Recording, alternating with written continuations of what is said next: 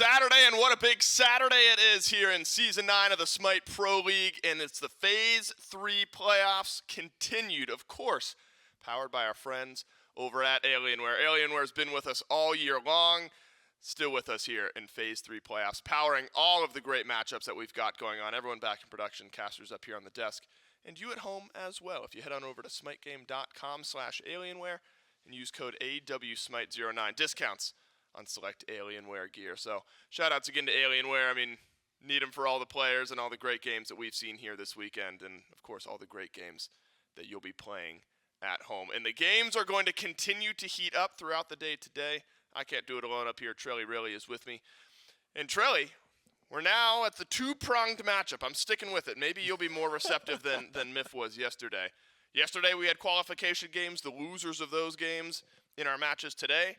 Today, it's either you're going to Worlds or you're going to groups in the beginning of January. Yeah, so I like the prongs. One with it? Yeah, one road leads you to Arlington, the other road leads you to the group Right stages, back here. unfortunately. And that's you'll come back here and play a little bit more, and hopefully you'll get on that prong later on. Of course, it's just the next step in our road to Worlds. So we're officially about to check off that first line item up there.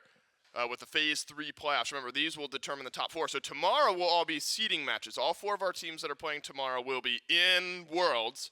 And we're just determining the seed. And seeding matters because you can pick teams from those SWC group stages. And that's the 4th line item there. Over the next 2 weekends, that's next weekend and the weekend after, we will have our EU and North America SOC and SCC road to Worlds. So we'll move 2 EU teams from there and 2 NA teams from there to our group stages early in January, all culminating, of course, into the SMITE World Championship in mid-January, live with crowd in Arlington, Texas. And so, Charlie, we looked at the bracket from this weekend and some of the matches that we've seen. It has been an exciting build-up so far to this point, and I think the semifinalists that we had yesterday give themselves a nice advantage. I mean, you're looking at the remainder of some of the teams they'll have to pick from.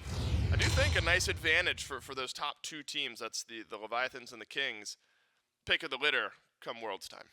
Yeah, and I think that we even talked to them, about like how important is it to you that you get to pick your team? And it's super important because not only do you get to pick, and you should be able to find an advantageous matchup, you can ride that momentum, of just being able to say, yeah, we get to pick our opponent, and then hopefully just get the free win in that case, and then continue it. That's the idea, but it's never that simple, is it? No, never is that simple. So we've got 4 teams remaining today, 6 teams total still in this tournament, but that will go down to 4 total teams after these 2 matchups. So today, 2 best-of-5 matchups, Titans versus Bolts, Jade Dragons versus Oni Warriors, and then the winner of these 2 sets will play tomorrow in one of our seeding matchups as well. So, go to Worlds or go to group stages. That's what's on the line 2 prongs. In our best-of-5s here today.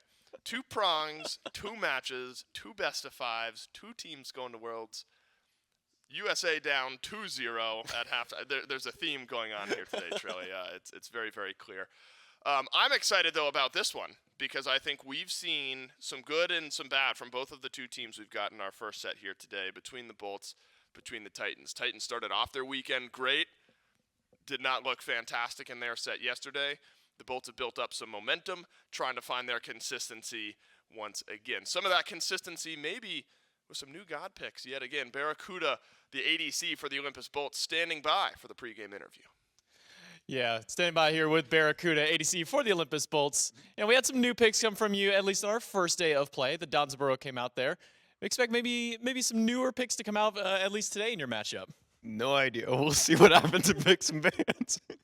We'll definitely have to see what goes through there. BaRRaCCuDDa, let's kind of talk, though. A lot of implication on this matchup. Winner goes to Worlds. They don't have to worry about going through any more play. You get a nice month off, kind of in quotations, because it's not really an actual month off, but less stress on you guys. How important is this matchup compared to having to go through a second round of group stages later on? Oh, it's extremely important. I mean, obviously, I think our match against the Kings, I think our nerves just got to us. I don't think that was the team that we should be playing as. And I think today we're much more confident against Titans, and I think we have a much better matchup against them. So this matchup is extremely important. And one thing that we've kind of been noticing with the Titans so far in a lot of their pick spans, it's been a lot of the same stuff. They haven't really been changing up their god pool much. We've been seeing a lot of Maui from Aror, been seeing a lot of chalk from Cyno. Do you think that they might be kind of holding on to that same mentality, kind of just keeping those same picks? Do you think they'll maybe change things up going against your team? I'm not sure. Cyno is kind of a creature of habit, and I think that their team kind of wants to play the same way over and over again. I think our teams are kind of similar in that fashion, and I'm not really sure because it's kind of hard to prep against them with a brand new jungler, and with that jungler being Cyno, his god pool is immense. It's immense, but also like kind of narrow at the same time. It's just a lot of like variety in picks. Right. So we don't really know what they're going to be playing today because we have like no information. We have like 5 games basically. So, kind of final question for you, BaRRa, and then I'll let you get back with your team over there. What's the confidence level of your squad going against the Titans? It's kind of been a storied matchup back and forth between your two teams the entire season long. How confident are you of being able to bring home a win for your team and make your qualifications towards Worlds? Very confident. Very confident from BaRRaCCuDDa and the Bolts. So, BaRRa, I'll let you get back with over the team. Thanks for coming by for the interview. We'll throw it back over to the desk. Thank you. I think some important introspective looks there from BaRRaCCuDDa, Trelly. I mean, you're talking about potentially feeling like they were a bit nervous in their matchup against the Kings. The moment was very, very big, and the Kings, a team that looked near dominant yesterday in their matchup against the Jade Dragons, and they'll be fighting on Sunday, the Kings will, for first or second seed at SWC.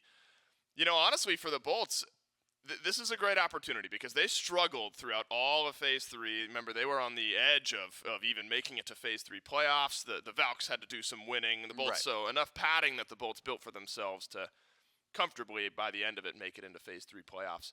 But after all of Phase 3, to be able to say, you know what, we made it to Worlds after this matchup, that cleans the slate, I think, after what was a bumpy third phase of the year. So a good opportunity for the Olympus Bolts. Now, the conversation around the Tartarus Titans, I think, could be similar. This is a team that early on in the year, Trelly, picked up right where they left off during their Worlds run. Of course, they lost to the Atlantis Leviathans during Worlds, but then in Phase 1 looked like a pretty solid team. Ended up going to the finals of our Spring Masters event, lost there. And then the midpoint to the first half of Phase 3 of the year for the Titans, I think, stagnated a bit. Now this is a team that has faced some roster swaps, some coaching swaps, one more roster change with layers out, Cyno in just a couple of days before this event. So I think we've given them a bit of leeway here. They're still trying to figure out their identity, a team that would like to get it done today and qualify, but also feels like they'll qualify eventually, whether it's in group stages or here today. And when, there's so much shifting going on, we always talk about, well, who can you lean on? I think Stu has been a great addition to this team here, Trelly, and we wondered if there would be some build-up time. How are him and Aror going to mesh? And I think the dual lane, and Stu specifically, are something that the Titans can lean on here in a matchup against the Bolts. Yeah, definitely. Well, especially when you're up against the Bolts, you got to make sure that BaRRaCCuDDa's off his game, or at the very least isn't dominating lane, and I think Stuart, he likes to play the duo lane in that way, where he's not getting incredibly behind, not getting incredibly ahead. He's just going to be able to have that rock. You know that you can look over towards your carry and say, hey, Stu's ahead, or he's even. He's going to be able to get those items online. We can count on him. Let's just play through mid. That's sort of how the Tartarus Titans like to structure their early game. With Cyno, I think it's been a little different. Cyno has been able to get a little bit more aggressive than Layers ever could, but Cyno's also been getting target banned a fair bit. So if you're looking for that overwhelming pressure from the jungle, you got to make sure your side lanes are popping off, or at the very least getting their items online. And I think Stuart is pretty much the picture of consistency over in that duo lane. He's always going to make sure that he's all right, and you just don't have to babysit him. You don't have to say, hey, Stu, don't worry, we're going to keep sending our resources over there, that sort of thing. Now, Stu looked fantastic earlier on this weekend against the Oni Warriors. Remember, that was a 2-0 win for the Titans, where Stu won a combined 10, 2, and 14, both games on Cupid. Now, against the Leviathans, Stu was largely shut down, but the Titans in general were also somewhat shut down. And so I actually think very unique conversations about both of these teams, where they've been on somewhat similar trajectories throughout the year. They've been very close to one another in the standings. It's felt like the Titans, at least in Phase 3, were able to edge out an extra win or two that the Bolts weren't. But now this is the Titans team that is just trying to build up an identity once again with Cyno joining the team and with jungle being so important. That's some chemistry that'll have to build up over time, and what a treat it would be for them to just go ahead and qualify today. Then you can spend the next month and a half or so prior to Worlds practicing, scrimming, getting up to speed, but you don't have to worry about running through that entire group stage. I think two teams desperate for a Worlds qualification here today, but for kind of different reasons. One, just to wipe the slate clean with the Bolts and the Titans, just to give themselves a big head start on maybe building up some chemistry here with this roster. This one could be a sneaky close set. I think game one is going to be very indicative of some of the pacing that we're going to see here. And I think if you're the Olympus Bolts, Trilly, you rewind the clock a bit, because although they kind of got swamped against the Kings by BaRRa's own admission, they looked very good early in game one of that set. It looked like the Bolts might have some early momentum, but ended up falling just a bit short. So we'll see if the Bolts can set the pace. Can Cyno set the pace for the Tartarus Titans? Those questions and more will be answered in game number one as P's and B's for our first best of five. Reminder, best of fives here today is going to kick off. Now, if you're the Bolts and you're BaRRaCCuDDa and you say, look, we really don't know exactly what Cyno's going to play, do you bother throwing bans towards the jungler? I mean, are you taking away something like a Chalk and seeing what else he's got, or you're not worried about a Chalk jungle? No, you're not. You don't ban the jungle. You ban the Naja. Ban the Naja. That's it. So far, Cyno has not proven. Actually, yeah, as with the way Chalk looked yesterday. That's what I'm saying. Cyno has not proven they can win on anything but the Naja. So with the Naja gone, I mean, I know that Cyno's got more. BaRRa knows that Cyno's got more. Everybody knows that Cyno has more. Will he show it is the question. Because Aror talked to us, and he said basically, Cyno's new to this team, and I pretty much just told him, play what you're comfortable on, and he's like, okay, I'll just play Chalk. So we'll have to see if they want to switch something up. He's got a very immense god pool, and I'm excited to see exactly what's going to come from that. But the Naja ban from the Bolts makes a lot of sense, whereas the Titans are more so focusing on actually awesome Jake. They're going to take away the Daji, but besides that, the Nox and the Ares, they don't want that dual lane pressure. They don't want BaRRa getting off to a hot start. It's been tough to really nail down awesome Jake here in the last couple of sets, where I'm looking at it was an Athena game a few weeks ago against the Valkyries where he looked pretty solid.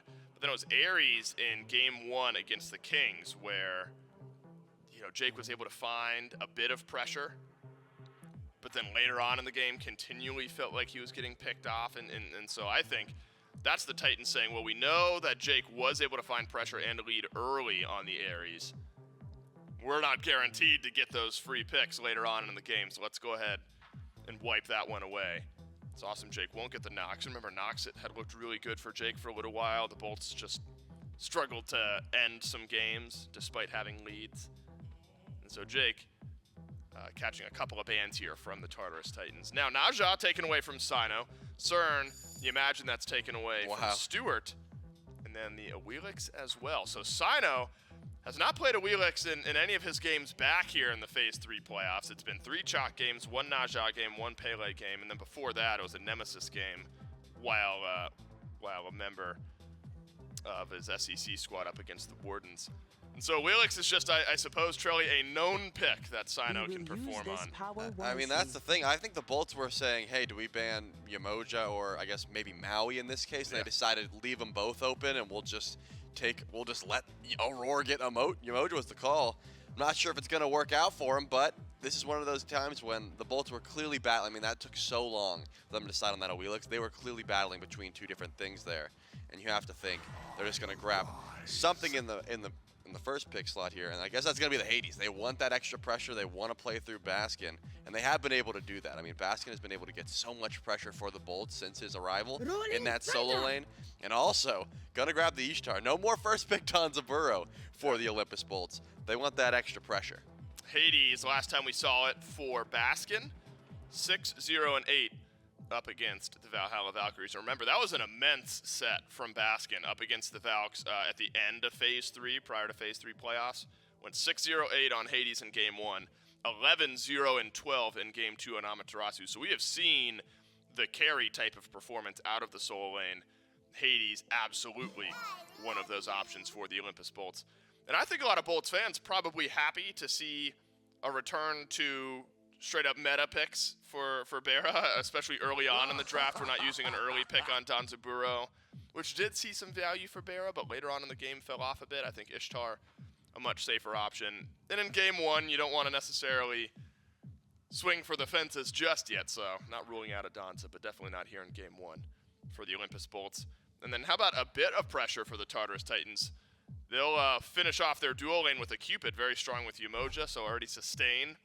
And then more sustain, Trelly, set the third pick of the draft. Yeah, the set had to come through. That's just, it's one of those situations where there's no way that when set is available, Paul's not picking it. And that's Right. that has just been proven time and time again. And Spit on it. the Bolts knew that. And I really do think they were trying to decide between banning, a Guardian in that slot. They gave away the Yemoja. They still were able to grab Maui for Awesome Jake. And the Elix would have made Baskin's life a little harder in solo lane, so I guess that was the full wraparound there for what the Bolts were going for. They get some pressure over in solo lane. They get Awesome Jake on the Maui he's been liking. I imagine they're okay with it, but if you're looking at the Titans draft, they are definitely okay with what they were able to grab. You don't get Yemoja set Cupid top 3 and come away from the draft upset about that. Do you think Bolts have enough applications of anti-heal already, or does that now become a priority with your final two picks? Are you looking at presumably a mid and a jungle that can apply Divine or Brawler's Beat Stick on a consistent basis? Yeah, usually the call has been just get the solo laner to grab Ankh, but it's very difficult for a Hades to apply Ankh like that. You usually want blink beads. If you're getting teleport, then you're probably playing as far back as possible, so it's just so difficult to actually apply Ankh as Hades, which means probably going to need some extra anti-heal. Maybe Awesome Jake grabs it, and then the rest of the team just gets their Brawlers and their Divines, things like that, because it's not just the Yemoja, it's not just the Cupid. Paul on the set as well. That Kingslayer absolutely needs to be anti-healed if you want to try and burst through that set quickly, Yeah. and if not, I mean, he can hard carry a fight. Curious to see how this Maui's going to look for Jake as well. This will be our second look at Jake's Maui. Got one game against the Kings, 0-2-3. So far from a terrible KDA, but that was a very slow burn of a game for the Olympus Bolts. Could not get much going. And then a Pele for LASBRA. Because that's been a conversation all year long with the Bolts is, all right, where does some of their early win conditions lie? And it feels like it's when LASBRA can rocket out of the gate, find some early ganks, and get pressure going that way. And look decent on the Pele against the Kings. It was a 3-5-2 game just a couple days ago. But again, couldn't find it on a consistent enough basis. So I imagine at this point, Trelly, if you're the Bolts, you're saying, well, let's see if LASBRA can do it again. This Pele might be able to start us off. Yeah, certainly could be the call. Notably, SOT's Guan's still available, something that's been banned away from him time and time again. Doesn't have the greatest matchup into Hades, but you can just max the dash and not really care about the clear in that regard. Especially with, I think the Bolts are showing they want to play through solo. I mean, the LASBRA on the Pele, and then getting that Hades early on for Baskin. Whatever SOT's going to pick, he wants to stay back. He wants to stay safe in that lane. I laughed because it's been 6 straight games of Bellona for Sod. Yeah. And potentially even before that. And that's going back towards the end of Phase 3 as well. Olympus Bolts realized that. Sot's Bellona looked great against the Oni Warriors, looked beatable against the Camelot Kings, but potentially difficult into what their draft has. Cthulhu plus Nem now for the Tartarus Titans. So worth looking at the Nemesis, I think, for Cyno, because as I had mentioned, it's been a lot of chalk. Pele Naja here in the Phase 3 playoffs. The last game that he played in the SCC on his team was against the Wardens. That was a Nemesis game where they won, so Nem absolutely in Cyno's God pool as well. Do you think the Nem ultimate becomes hyper important here? I mean, between a Cupid, a Set, a Nemesis, I mean, you're going to have a little magical damage with Cthulhu and Yemoja. Do you think Nemo pulling some of those prots away helps facilitate more of this physical damage that the Titans have? Yeah, this is a nasty comp here from the Titans. I've been waiting for the Nemesis because Danza anyway? Yeah, once the Naja got banned, I've been wondering what Titans would go to, and I knew that Cyno had the Nem. I was just wondering when he was going to pull it out. This seems like the time to do so. They've got a lot of tanky targets on the side of the Bolts with the Hades ultimate and Maui. Really could just get shredded through there with that ult. And as you said, the Tanza, it's not going to be first picked. It's going to be It's just after me saying, Could be Danza, but definitely not in this game, is a direct quote from me maybe 3 minutes ago. Okay. So I guess that puts, what, Ishtar over in mid Yep. with Ven. And the Bolts have, you know, I know Cthulhu can do some really nice magical damage as well. I know Pythag's piece early has been a popular build path there. Hades Trelly may be more likely to just build full damage, so Bolts maybe have some of that magical damage covered in that regard. Double ADC plus Hades, Maui, Pele, does that just feel like a tried and true composition from what we've seen here in Phase 3? I wouldn't be surprised if it was a bit of a pivot. I mean, we know that Ven can play the Ishtar in mid, but they might have been thinking, okay, let's just see how this draft goes, and then they saw the Cthulhu and they're like, okay, we can go into double ADC if we want. Either way, they've got plenty of magical damage with the Hades, and they've got the double ADC to shred through the tankier targets of the Tartarus Titans. It's just a very difficult comp to try and fight into. I mean, the team fight presence is absurd, as well as Paul on the set is always going to be an issue. So I think LASBRA is going to have his targets set on this set. That was not a pun I was going that was for, fantastic. but it showed up. He's going to have to be hunting Paul. That's probably the way they try and shut that down. And I guess if you're the Bolts now, you're happy that Shadow Steel Shuriken has made its way back into the meta a bit. It's an easy way for now either one or both of these double ADCs to get a bit of anti-heal in their back pocket, because otherwise you're hoping that, you know, maybe a Brawlers from Pele and an Ankh somewhere else is going to get it done. So I imagine Shadow Steel be important somewhere here for the Olympus Bolts. Curious about pacing here, Trelly. Nem up against a Pele.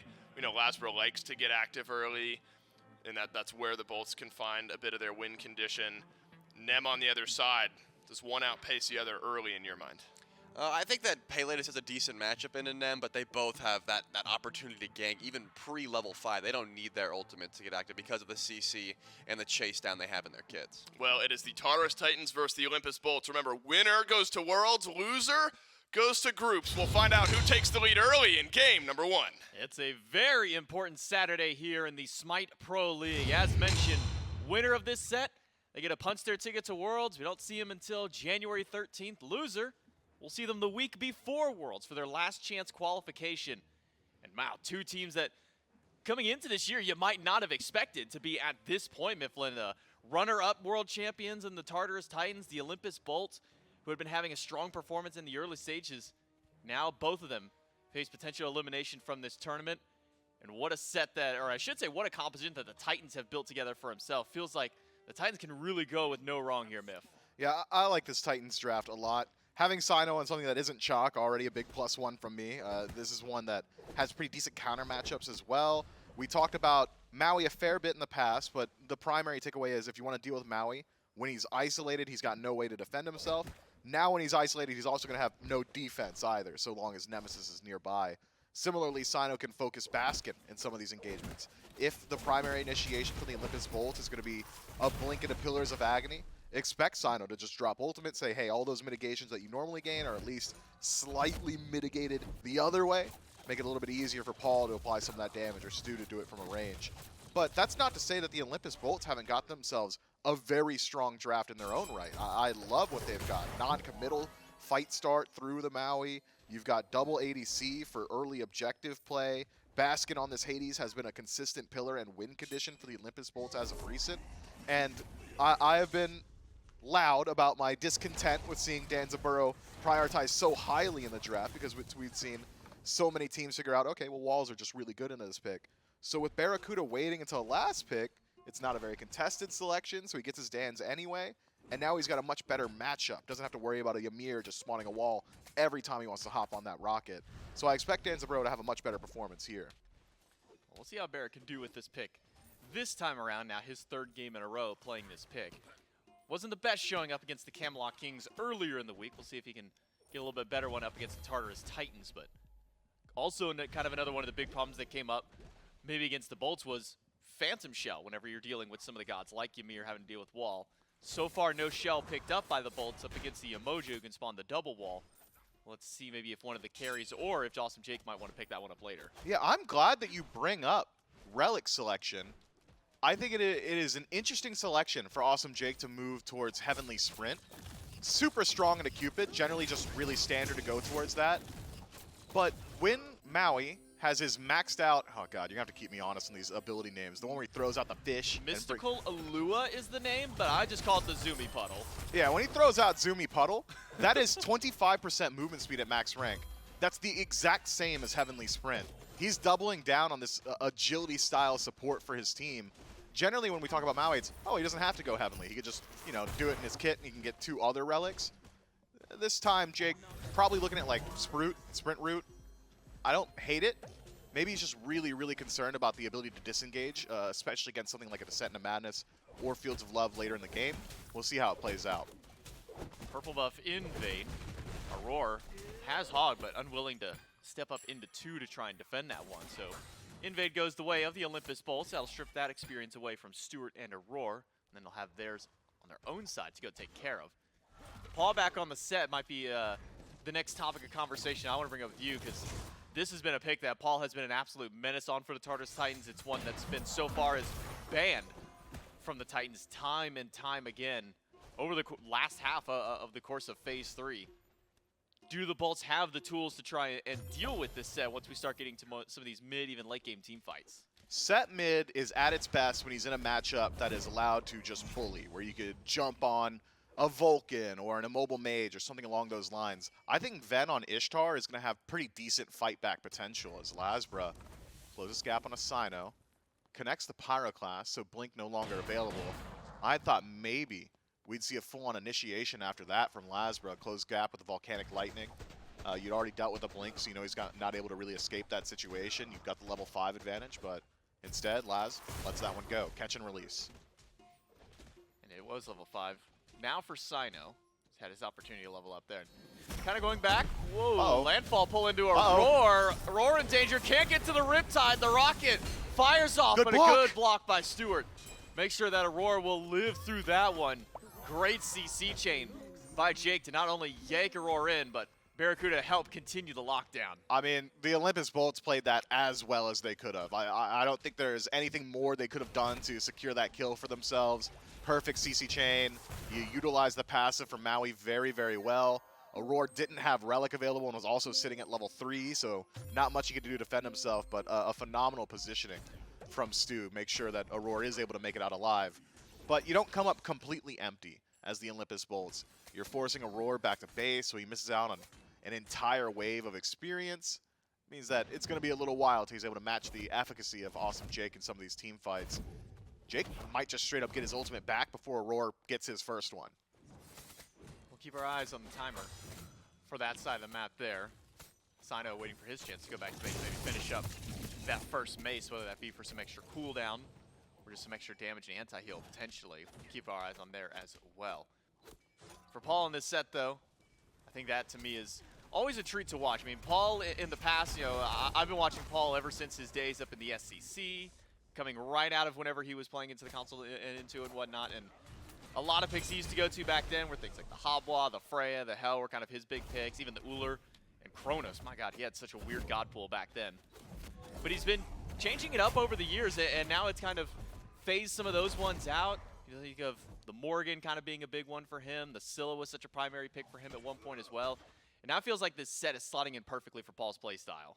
It's just aggressive. I'm going to go in when the opportunity arises and deal immense damage, right? I like to associate Paul's playstyle with some of the OG fans. They can relate to this one. He reminds me a lot of like peak MLC stealth, just always choosing the right time to go into the fight. Doesn't often start the engagement himself, but if something is started around him, he's always ready.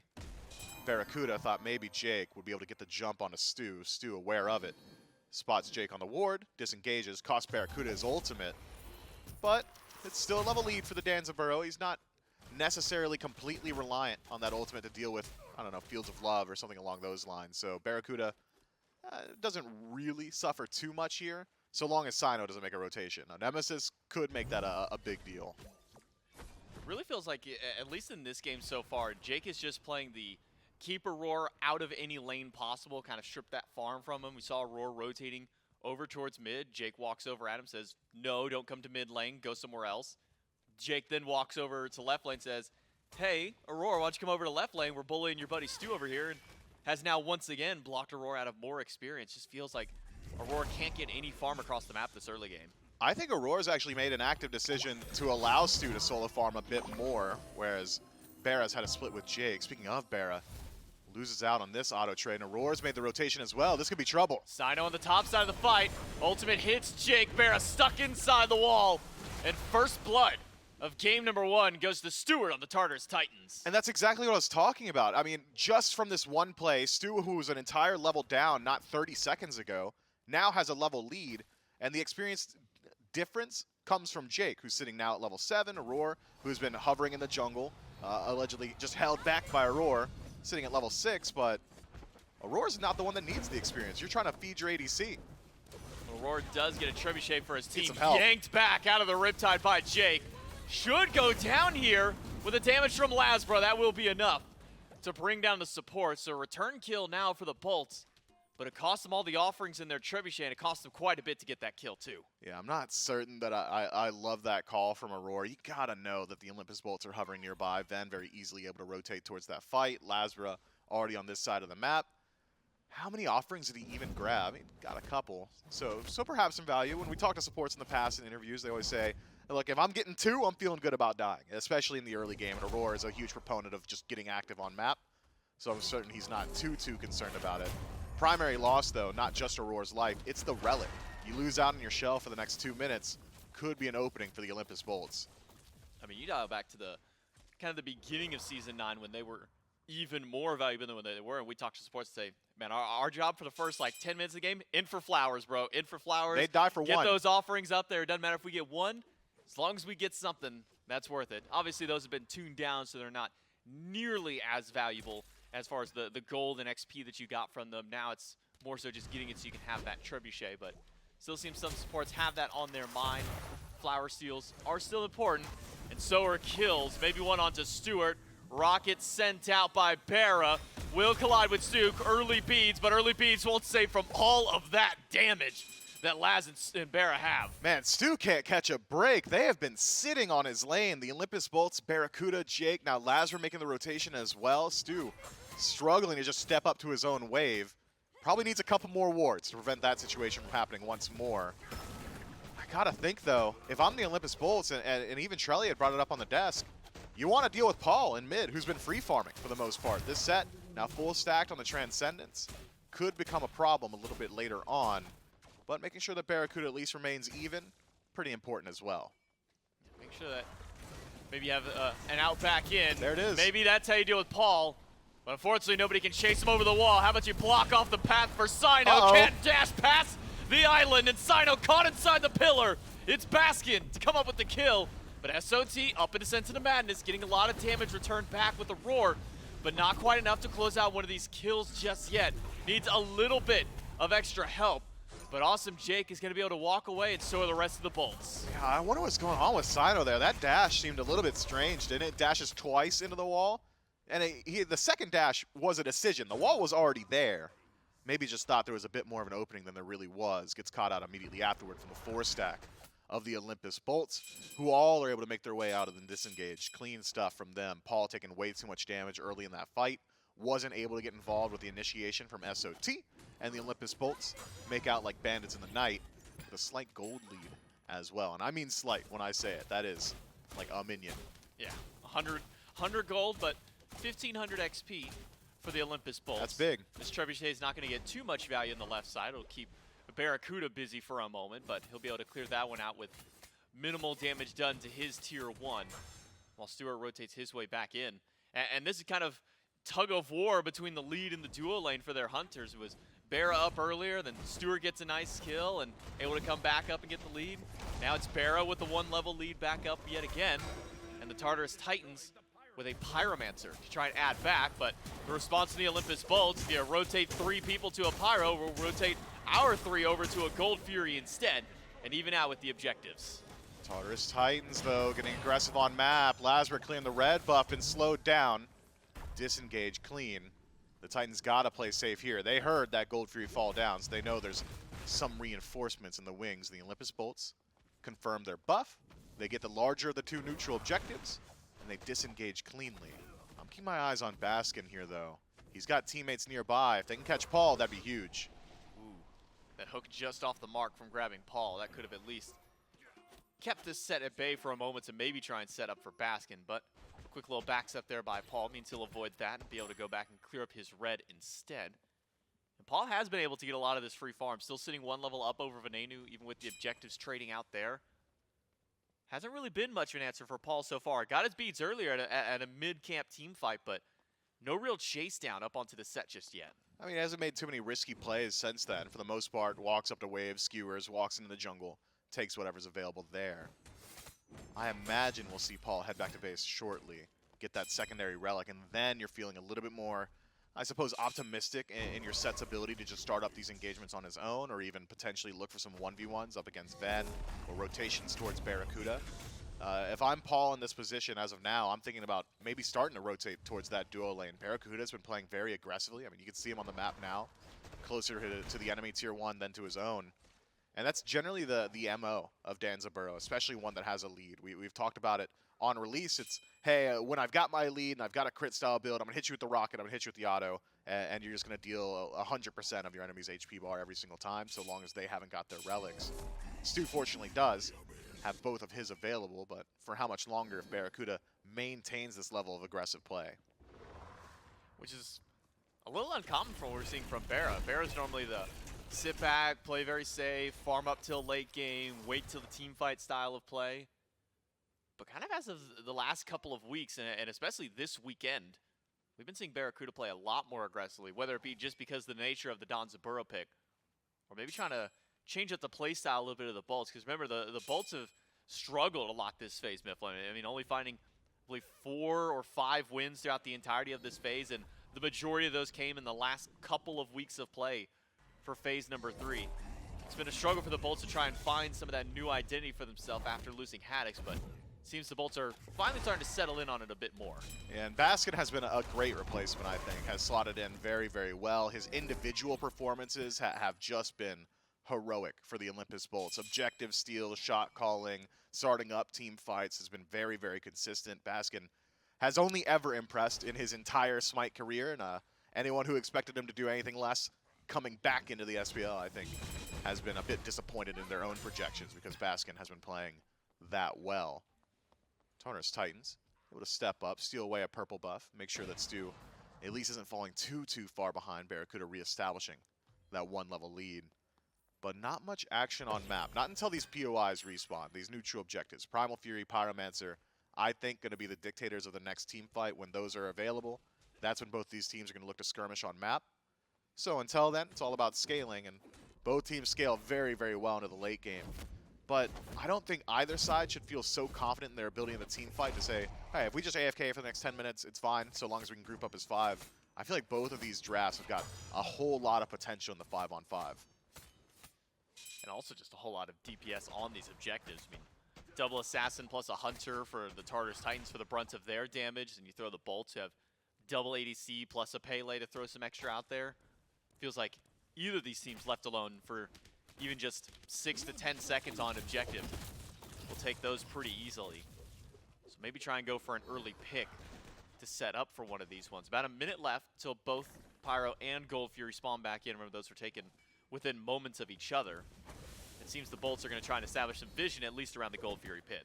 Look at the difference between these Soul Lane builds. Baskin going for the, hey, I'm going to deal a whole lot of damage. My defense is good offense. Whereas SOT, a little bit more facilitator, Pythag's piece in first slot, going to give over a little bit additional lifesteal to everyone nearby in a composition that's already got a great amount of self-sustain or team-wide sustain, be it the Cthulhu and Ultimate or Aror and Stu just all the time.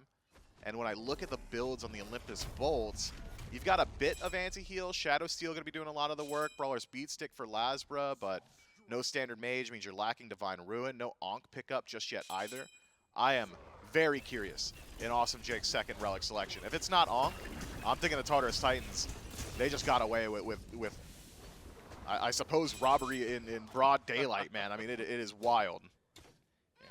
Well, Jake does now take over to level 12. We'll see if he even gets an opportunity to go back before one of these big brawls do break out. It is a double shell, though, by the Hunter, so we were concerned with maybe an answer of a Phantom Shell over towards Aror. Seems that the Bolts might be allocating one of their carries to take care of that spot there. For Awesome Jake, that second relic could be a make or break point for their team. As the Olympus Bolts now set up around the Primal Fury. This is what they went for last time when the Pyromancer was taken by the Titans. But a wraparound by Cyno to the top side. Aror being locked down by Jake. The Fury not taking a whole lot of damage. Pulling it immediately leashed when all the Tartarus Titans start stepping up. Awesome Jake going to be able to get away from the mire, and now the Titans are the ones to pull the Fury. Baskin slowing the rotation. It's going to take him a little while. Primal might drop first. SOT creating a bit of space. Olympus Bolts got to move in. Quarter HP, but leashed back. Jake charging up the hook, but immediately feared away by SOT. Tartarus Titans have a lot of objective burn of their own. We saw just how quickly they were able to drop the HP bar on that Fury. But no team's making the commit just yet. Now with Baskin here, it's a full 10-on-10, or 5-on-5. Jake finds the pull on SOT. What? CC's good. BaRRaCCuDDa, credit for the kill. There's the Heavenly. We're stepping up. Pull back in. Aror now in the middle of 5. Stunned on landing. Fields of Love may have just bailed him out, but a good stun by Venenu will lock down the double kill for BaRRaCCuDDa. Man, SOT just doesn't get the memo. The rest of the Tartarus Titans had given up a whole lot of space, even moving in towards the duo lane, trying to clear out some of those waves, allow the Olympus Bolts to maybe pull the objective, look for an counter-engage style play. And then Jake just fishes up the easiest pick of his life. He looks forward. He's like, SOT's standing right here, guys. We're 5-stack. Let's deal with them. And they do so easily. The CC chain potential of the Olympus Bolts on full display there. I'm not certain that SOT was allowed to input even once. He was not allowed to use his abilities. If a Cthulhu dies in a team fight 18 minutes in and his ultimate was up the entire time, you gotta think that he just didn't have literally even a single active frame to play on. Because I'd just be jamming that 4-key right there. I mean, there is no way. Clean stuff. The pull in, the sake bottle, the knock up from LASBRA, the fear from Baskin, everything else. I mean, rolling thunder from Ben. You can't be caught in situations like that. It's an unfortunate moment for the Titans. They lose out on not just the objective, but also a couple of picks for the Olympus Bolts. Maybe the upside is the Titans, at least for the two assassins, Cyno and Paul, they're able to rotate over and grab the Pyromancer as their consolation prize for losing out on an objective, but won't even be able to go for their own Scorpion as Awesome Jake standing at the front line. It is a Curse Donk picked up by Jake, fully upgraded as well. Smart man. And that's his way to answer to some of the immense amount of healing that's been given over to the Titans. Yeah, so next team fight, I think, even heavily favored, or more heavily favored, rather, to the Olympus Bolts, who took that engagement, by the way, with Jake not having returned to base. Didn't have access to that second relic, despite having access to the slot. So now, the Olympus Bolts team fight presence gets a major boon off the back of what was already a significant win, finding that objective for themselves, as well as a small team fight win. Maybe just pressure into this tier 1. Olympus Bolts 4-stacked in mid, 5 with LASBRA hovering nearby. And I like this call. You've got a pick-based composition. You've got non-committal initiation from Awesome Jake. Leverage that. An ultimate from Maui could very well result in a pick every single time. Or even maybe one small chain grab onto a front line or to a carry. 1v1 in the jungle. LASBRA will disengage from that fight from Paul, but a Rivers in the mid will separate the team fight in half. Pull back in by Jake. Aror stuck. This time the Sun Swords are off the mark by Venenu. Not able to lock Aror down this time. That's 3 ults for 3 so far in the fight. Still a couple left for both squads. Confident call from Aror to hold on to the beads there. Getting pulled in that situation, very scary stuff. Even just one bit of CC could have set up for the rest of it then, just slightly off the mark with his ultimate. So the support of the Tartarus Titans maintains CC immunity and actually pulls the Fire Giant. Maybe just to bait someone in. Venenu did eat a little bit of CC off to the side. Paul wants to get active in this fight, but he's been feared away from this one. SOT dashing back to the rest of the squad. The Mire will lock down Jake. Cyno to the back line, but Cyno's health bar is melting away. He's got a shell to keep him active. SOT up into the madness, but Baskin is doing a lot of damage in this fight. Has zoned the Tartarus Titans back. SOT dropped by Baskin. He is the first one to go in the fight. Don't love that call from Cyno. Don't love the positioning from Aror either. Picked out, CC chain on display once more. Mans was simply not allowed to play the game. The Olympus Bolts find 2 and a tower for free. And still relatively healthy at that. Fire Giant, 22 minutes in the game? I'm thinking so. They got lifesteal on both their hunters. Would be an easy pull for them.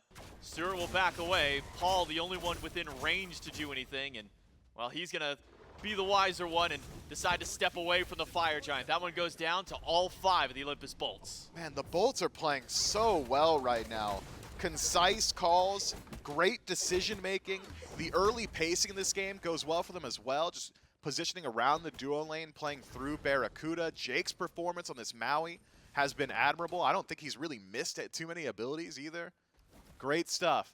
And now the Olympus Bolts in a winning position. Ball's in their court. Where are you going to go to leverage this Fire Giant? Where are you going to accumulate your gold? Do you want to stack up on the right, work your way across to the left, start on left, maybe make an early play for the Phoenix? With Gold Fury spawning so soon, likely that the Olympus Bolts will play on this side of the map. Maybe grab the tier 2, back up to the gold, then continue your onslaught on the permanent objectives mid and right. So much time to play with for the Olympus Bolts. What's the answer from the Tartarus Titans? Let's go wherever they aren't. Push out that right side, maybe get a little bit of gold before you have to defend your bird. So tier 1 on right, trade it out. Maybe tier 2 as well. But LASBRA and Baskin are here to try and deal with this set. Fear locks Paul against the wall, could barely get that teleport back off, but he's at a quarter HP. While the rest of his team deal with that tier 2 and right. They're gonna have to start going back to base. They might not even get that tower as everybody has made their turn back on, but the Tartarus Titans, they get 2 towers of their own on the left side of the map, able to push those ones out. And the Bolts only come up with the T1. Yeah, tier 2 on left taken. Tier 2 in mid under eyes of the Olympus Bolts. Tartarus Titans group up on defense, but not exactly heavily. Only 2 members, SOT. Really the only one capable of slowing that down and wasn't willing to leave it up to risk. He's seen now what the CC chain of the Olympus Bolts is capable of, so backs himself up. 2 tiers 2 fall. Gold Fury will follow suit. And keep your eyes on LASBRA. Love this call from him. I don't need to be at the Gold Fury. I know my team can burn it on their own. Even in a 5 versus 4 with Fire Giant and this significant of a lead, they'll have enough time for me to rotate through, so I'll go to the Pyro and make sure the Tartarus Titans have no way to fight back in. Now, rejoining his team on the left-hand side, Jake just off the mark with the ultimate. That's a major loss if the Olympus Bolts are going to keep up this left side siege. Yeah, a little short on being able to pull that one back, but the double ADC can do some quick work to this bird. Already down to nearly half HP. Fields of Love catches Venenu and Jake. Jake the only one mezzed by that one. He'll have to swing himself back on out. Seems that was enough to deter the Olympus Bolts from continuing their push with no ult by Jake and a Heavenly and a Beads now down. Seems the Bolts call is to disengage. Still have a full minute on this Fire Giant power play, though. Head back to base, grab Pyromancer on the way to the tier 2 on right, see if maybe you could put some pressure there, control the positioning of the Tartarus Titans as well. I don't think the Olympus Bolts are too pressed about how that one plays out. Maybe really only Ven feeling that pressure. No beads for the next 130 seconds means that if Paul's able to close eye or get eyes on him or close gap, could make it a little bit more difficult in some of these engagements. But we got to talk about Cyno for a moment. This performance on Nemesis just has not been great so far. Hasn't been proactive on map. Hasn't been able to match the presence of LASBRA. But in particular, we haven't seen the counter matchup that we were talking about, what was it, 25 entire minutes ago. Baskin's been going in pretty consistently with these ultimates. It's been blank Pillars of Agony or elite Pillars of Agony every single time. And I'd assume the answer would just be Cyno drops ultimate, and all of a sudden that Hades isn't nearly as tanky as he once was. Hasn't been the case. Even in the last actual true team fight we had seen around the Fire Giant, it was a blink engage from Cyno onto Ven, who just walks away, says, all right, well, my defense is shredded, but Cyno's, like, dead. And it was a full disengage from there. That's the last bit of damage we've seen from him, too. 3,300 on the Nem. Gotta step it up going forward. Sitting bottom of the charts overall, even below his own support Aror. So let's see if the Titans can put up a defense here against the Olympus Bolts. Fire Giant buff has faded away, so it doesn't seem the Bolts will commit to any further siege than just that tier 2 tower. Trebuchet did get picked up earlier on, and the Bolts on their path out will clean up anything that they spot in the jungle. We'll head back to base and now reset. Fire Giant up in 30 seconds. With all Phoenixes up, Tartarus Titans don't have to concern themselves with dealing with any kind of enhanced minions. They can go for this fight for themselves. And maybe try and hope that they can grab a pick or two. That way the Olympus Bolts can't go with this fire, because right now, Tartarus Titans are sitting 11,000 gold down. And I think you're calling for the best opportunity maybe for them to get back in is for Cyno to find a priority target with that ultimate to get this fight started. Or just Cyno and Paul to Voltron up, play together, try and get into that back line maybe. Something along those lines. Maybe play counter initiation, have SOT create space. Might be too little too late though. The disparity is really ballooned out of control, and even looking at the pockets of these players, just so much more vision in pocket and on map for the Olympus Bolts. That is actually ridiculous ward coverage around the Fire Giant. The Olympus Bolts know for absolute facts that there is zero fight back from the Tartarus Titans, and that they could step forward immediately afterward as well. Right side wave already pushed up. LASBRA playing a solo agent in mid. Seems the Olympus Bolts aren't too concerned with going for that left side bird. They want anyone that they can get, and the closest one being the right means that's where we're going first. So with all the minions pushed up, mid even pretty close as well. Wouldn't be surprised to see maybe one of these players taper off to the mid lane. Seems that could be BaRRaCCuDDa or LASBRA heading that way. Gotta be Laz. While the rest of them now grouping up towards the right-hand side. Meyer will lock down Jake for a moment, but Jake's level 19 on this Maui. Very tanky within his own regard in his build. Has all relics available for both sides, all ultimates up as well. The Olympus Bolts are playing this patiently, waiting for the next minion wave to step up. Yeah, wait for your wave, wait for LASBRA. I think more important. Keep that pressure on map, have them split up the Tartarus Titans. Cyno gonna take that 1v1. And a 1v1 that I think he can be favored in is SOT pulled in, but no follow-up CC, just walks himself out of there. That's tough. That was a great initiation from Jake, just not answered by the rest of his team. Just missed the stun on the swing afterwards, didn't have the hook ready, and no one else to follow up. And the Bolts just giving up this siege on the right, the missed initiation from the rest of the team. I mean, Jake, yeah, we can't as blame you say, Jake. He hit it. Jake hit it. He grabbed the target. I don't know if the Bolts went, I don't know about that one being the target or what was in their mind, but there was just no follow-up to try and take down this Cthulhu. Yeah, and SOT, you would think the immediate answer to a pull like that is, I'm descended into madness. Here's the thing about me, I'm crazy. Didn't need to happen, though. There was nothing coming his way, so he's right to hold on to that ability. Imagine if Laz was there with a knock-up or any other bit of CC was there on the follow-up. Maybe Jake whiffs the first ability afterwards, but that's easy for the Tartarus Titans, who have got to feel so good about that one. They're not exactly favored on a base defense like that, especially lacking a standard mage in their composition. Paul's really going to struggle to get involved in some of these fights when it is inside of his own bird. So just having a little bit of time bought for yourself, a lot of time really, that's an entire minute lost off the back of no follow-up on Jake's ultimate. Now the Fire Giant power play down to about a minute and a half. The Tartarus Titans work or mountain that they have to climb has been cut in half. Bolts group up towards left now, so fight didn't work on the right bird. Let's see if we can get the opposite side of the map. Round Jake two. once again goes for SOT, but Descent to Madness to immune that one and immediately cancels it out, recognizing the Bolts weren't going to step up any further. Now the Bolts, without their immediate initiation, SOT without his immediate safety, again, both teams just kind of back themselves away. Bolts playing it patient once again. But you this time have gotten Descent into Madness off of SOT, which is one of the best team fight tools the Tartarus Titans have got, and the pull after. Baskin to the back line to try and deal with Stuart and nearly takes out the carry on his own. Baskin dashes back, but a big double stun.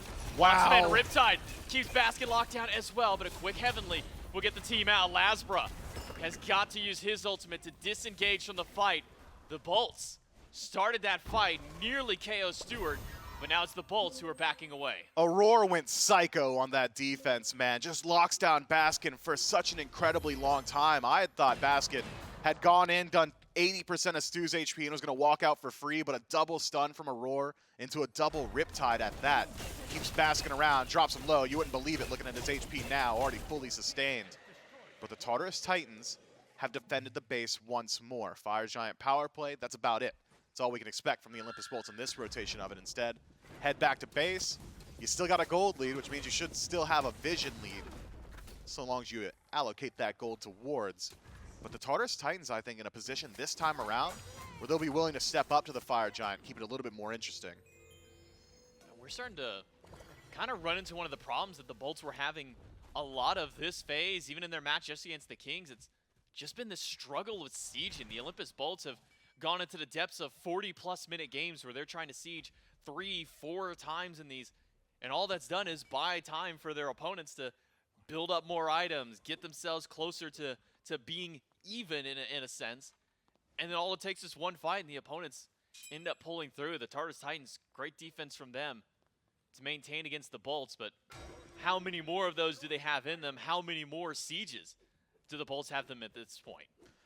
Well, I think Fire Giant would be a great place to figure out who's going to be sieging who. Tartarus Titans already stepping up on the defense, but I tend to agree, man. The gold starts to matter less and less as the game moves onward. We're starting to approach 6 slotted for a couple of members for the Tartarus Titans, but until it's actually there, the Olympus Bolts still have significant advantage. Just about every single one of them 6 slotted on their side. Don't want Jake to get caught out. So tanky. Luckily, he's got that swing to get back to the rest of his team. He'll be able to heal up with some of his natural HP 5, especially with the addition of that sovereignty into his kit. Make sure that he'll be just fine for the moment, but almost being able to pick out the support there. And that's kind of been some of the downside of the Bolts, is Jake getting caught in these late game fights. Now that he is level 20, it's no longer the, oh no, I got picked, I'll be back in like 20 seconds. Now it's a, I get picked, I'm probably gone for almost a minute. I mean, Jake's not getting picked. Not like this. Not with this amount of defense. Not on a god that's got the safety that Maui has got. And as well, so much movement speed available in kit and in relic. I think Jake right to position this way. If he finds a pluck onto somebody, the damage opportunity for his team is much more than the potential damage that the Tartarus Titans can return to him. So I love what we've seen from Jake so far. I've been very vocal in the past that he has needed to clean up some of his play. I have to sing his praises when he's doing well, and this has been a game that Jake has absolutely dominated. It's been a long dance around this Fire Giant. EFG on the table, and that could be a game ender for either of these squads, as there's Going only quick. 1 tower left through on the map. Already half HP on the objective. I'm not sure the Titans even Too recognize far. how fast it has gone. SOT can't step up in time before he even gets there. pulled. He's yanked right back in. Descent to Madness. Is it already too late for SOT? Quarter HP. The Rivers go through, but so has Baskin and LASBRA. SOT gone. Cyno 1 hit away with Aror stun out. The front line has been removed from the Tartarus Titans. The carry has been removed, and with the rocket coming in for BaRRaCCuDDa, the Olympus Bolts should be able to walk up and take game number 1. Another fight that is completely dictated by Jake. The pull onto SOT, perfect. The wall placement, the Tartarus Titans could not get into range to follow up, could not get into range to peel for their soul laner. Now it's up to Paul and Cyno, the 2 assassins of the Titans, to try and do the miraculous. They've got no ultimates. It's got to be a miracle for Paul, but look at the damage that Baskin and LASBRA have done to the assassins. Cyno zoned away, and the Olympus Bolts, off some shaky sieges, are able to find the one fight they need at the fire to take the first game. Impressive stuff from the Olympus Bolts, able to close that one out cleanly. I believe only dropping 1 death in that entire game, 10 total kills at that. Great, great stuff. Love what we saw from Baskin. His performance on the Hades, very good. The positioning and the ability to split up some of these engagements, phenomenal. But when you talk about game 1 of this set, it's got to be completely revolving around Jake, man. Oh, yeah. Every single fight the Bolts won was off of that ultimate. That Maui ultimate, it was the be-all, end-all for this team. I mean, we saw it on that right side Phoenix. It didn't work out. Let's go back to base. But that's the only one that didn't work out. Yeah, every other one either got a kill off the back of it or forced an ultimate from someone like SOT, who unfortunately was a little slow on the trigger that time and may be trying to immune that one out. Great play by the Bolts. Good answer to the Yemoja as well, being able to pick up some of those shells, which is kind of their kryptonite in their previous setup against the Kings. And a great start for this best-of-5 set for the Bolts. We'll see if they can keep that momentum up in game 2 right after this. It's the Olympus Bolts after game number 1 that set the stage, and they strike first. Now make their lives just a bit easier on their conquest to hopefully make their way to Worlds right here today. I'm sure we will see a lot of Olympus Bolts jerseys at Worlds, and there could be more after a set like this if they're able to capitalize. Titans fans, I'm sure we'll see you there as well. And if you don't have either of these 2 teams' jerseys yet, I've got good news for you. You can still get your hands on a Titans jersey, a Bolts jersey. Remember, guaranteed going to Worlds already. Leviathans, Kings as well. And of course, our jersey sponsor over at Skulls, providing all of our jerseys to our players and our fans at home over at shop.hi-rezstudios.com/SPL is where you want to head.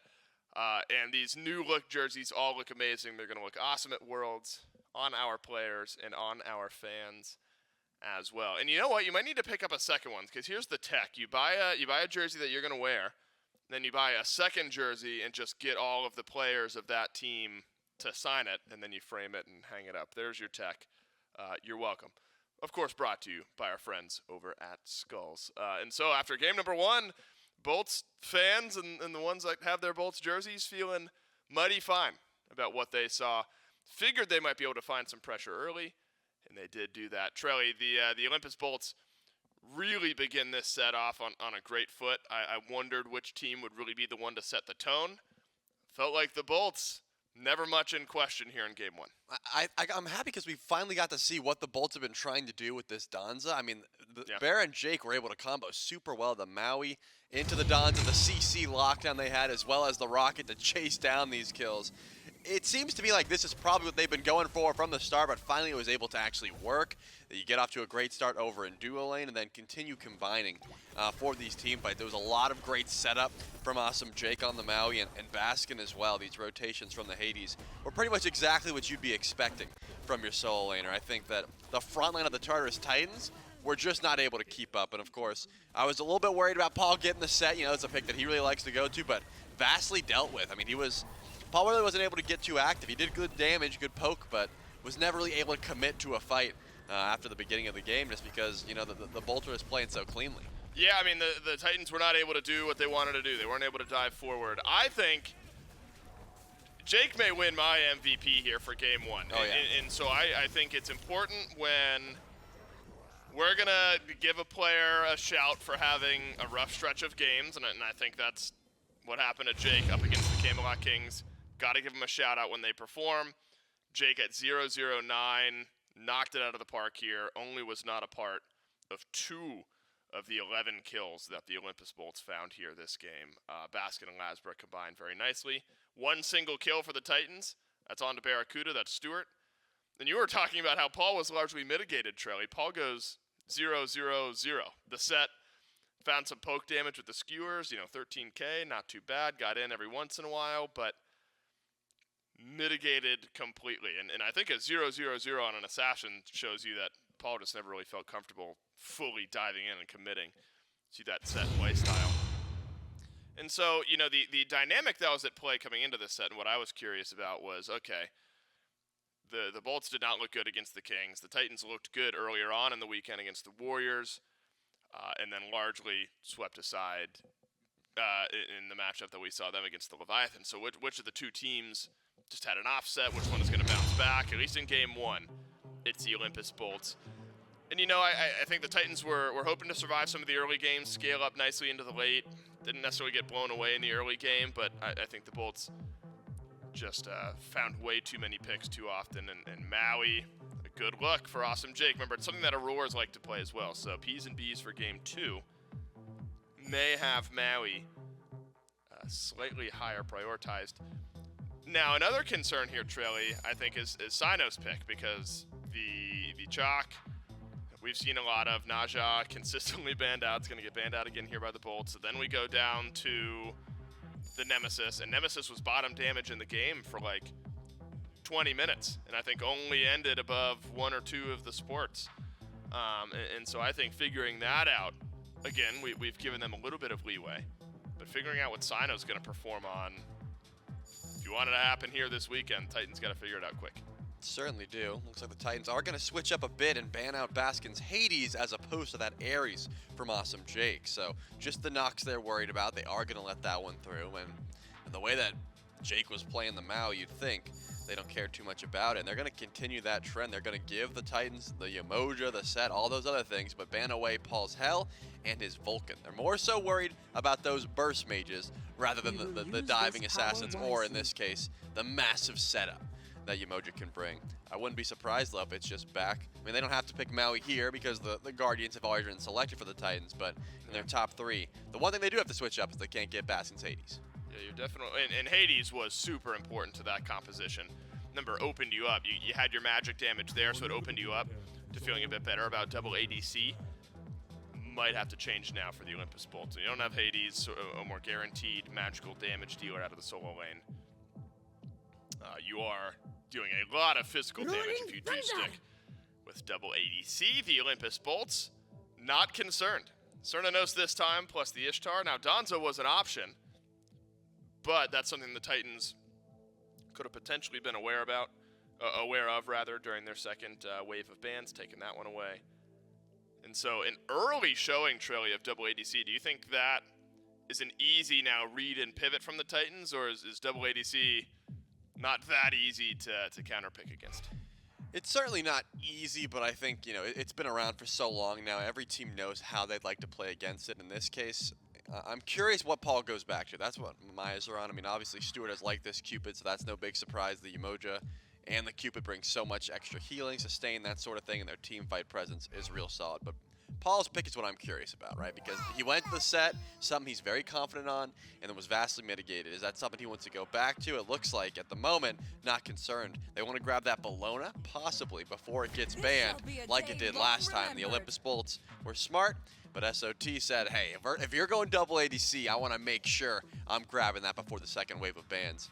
And for my money, probably the Maui or the Ares here. They don't want to let Awesome Jake get banned out anymore, but they've got lots of options. Now, Bellona at this event for SOT started off 2 wins against the Oni Warriors, then 3 straight Bellona losses against the Leviathans. And so we have seen the good and the not so good from this Bellona. Now that said, even in some of those losses, definitely not on SOT.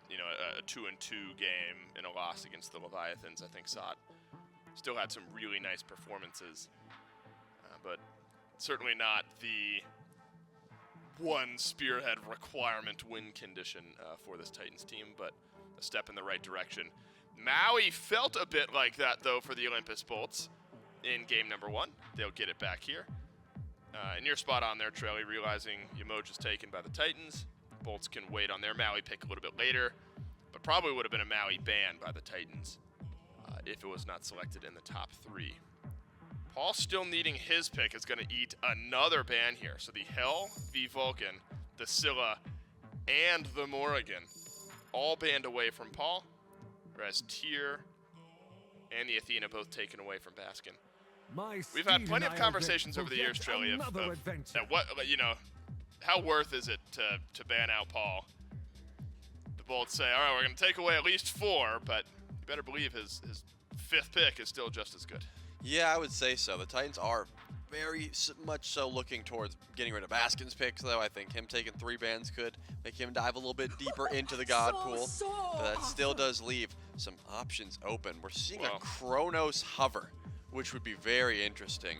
I mean, I've seen Paul play Pele mid, but there's no way it's Chronos jungle, right? Those are... Oh, it's got to be jungle and mid. Yeah, it definitely... I wouldn't be surprised if they switched it up, just because it is Cyno. Like, I wouldn't be surprised if that's Chronos jungle and Pele mid. But either way, they could switch it up. I've seen Paul play both.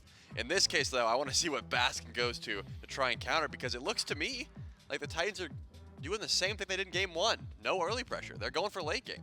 Yeah, they're sitting back a bit, see if they can scale up. And if we're assuming this is Lancelot, is for LASBRA, who did get things going in game 1. A good opportunity to do so again here in game number 2. And then Xing Chen. So you're gonna do double Guardian, double ADC, Lancelot. Physical damage, yes, of course. A bit of magical damage from the Guardians. So scaling may be the name of the game for really both of these teams, because all these ADCs are going to start to build up a bit. I'm gonna assume Chronos mid. Okay. Now we're gonna leave the door open to flexibility. Right. But for the sake of analysis, let's talk about Chronos mid.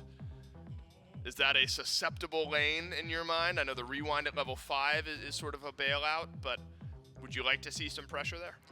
Yeah, I think Chronos, the big fault of Chronos is trying to rewind and getting hit by insane burst damage, but the Bolts don't have too much of that. It's all going to be on this Lancelot, to find that big burst, as well as if you can CC Chronos before the rewind gets off. So I think they have the opportunity to kill him, but the way, again, if we're saying Paul is playing the Chronos, the way Paul plays, very far back, very calculated. He's not going in unless he sees an opportunity to find a kill. It's going to be difficult to get to this Chronos, especially if he's hiding underneath that mid tower throughout the early game. You're looking for late game, and it looks like, based on all the Titans draft, they're trying to play a little bit slotted towards the end game. They want a little bit of extra gold online before they're starting to take their 5v5s. I'll leave the door open. Say it's a Chronos jungle then for the Titans. Is that any more active in the early game for the Titans? Do you think that shifts up the power curve a bit? If it's Cyno on Chronos jungle, I actually think you can, because you can blink in, use your stun, and then ult if you get scared. You're not going to go back to where your blink was, but you get that extra health bar. So if you're only fighting when you know you have the advantage, you can get a little bit more active on the Chronos jungle in the early, especially if you understand, okay, Xing Chen doesn't have ult, we've got a free just chain stun opportunity there with the Eagles rally into the stun, that sort of thing. So you can pick and choose your fights very well, but either way, it looks like the Titans, they're waiting for late game, whereas the Bolts, they've got that objective shred pretty much immediately. I wouldn't be surprised if Awesome Jake starts making those rotations and trying to set up for both of these ADCs. Yeah, I'm glad you bring up Jake, because game 1, Jake on the Maui felt unstoppable. 0-0-9, so 9 assists on 11 total team kills for the Olympus Bolts. It was a fantastic standout performance from Awesome Jake, something that we needed to see from this squad, and specifically this dual lane, to feel a bit better moving forward. Then the question becomes for the Tartarus Titans, how do you deal with this Maui? How do you now play around this Maui? You know Jake is going to play it aggressively. Can we avoid the individual picks? Titans need to avoid going down 0-2 in this very, very important set. And so, Trelly, how do you deal with the Maui? How are you going to get away from these individual picks? I mean, that's the question, because I think Awesome Jake has been so mobile, right? He's not just in dual lane. He's going to make those rotations over. He's got that swing that can get him over walls. And he's also going the Heavenly Sprint with the Magical Alua, which gives you even more movement speed. So it's difficult to try and lock him down. I think the Tartarus Titans are going to try and get their own uncontested farm and sort of play for objective. You know, when they can fight, they'll go for it, but I think they're going to play as passive as possible. Remember, it was actually really nice, the early start from the Titans. They threw up the River's Rebuke over in dual lane, an early pick onto BaRRaCCuDDa, but then almost saw none of that down the stretch for the last couple of minutes. Potentially some run back opportunity there.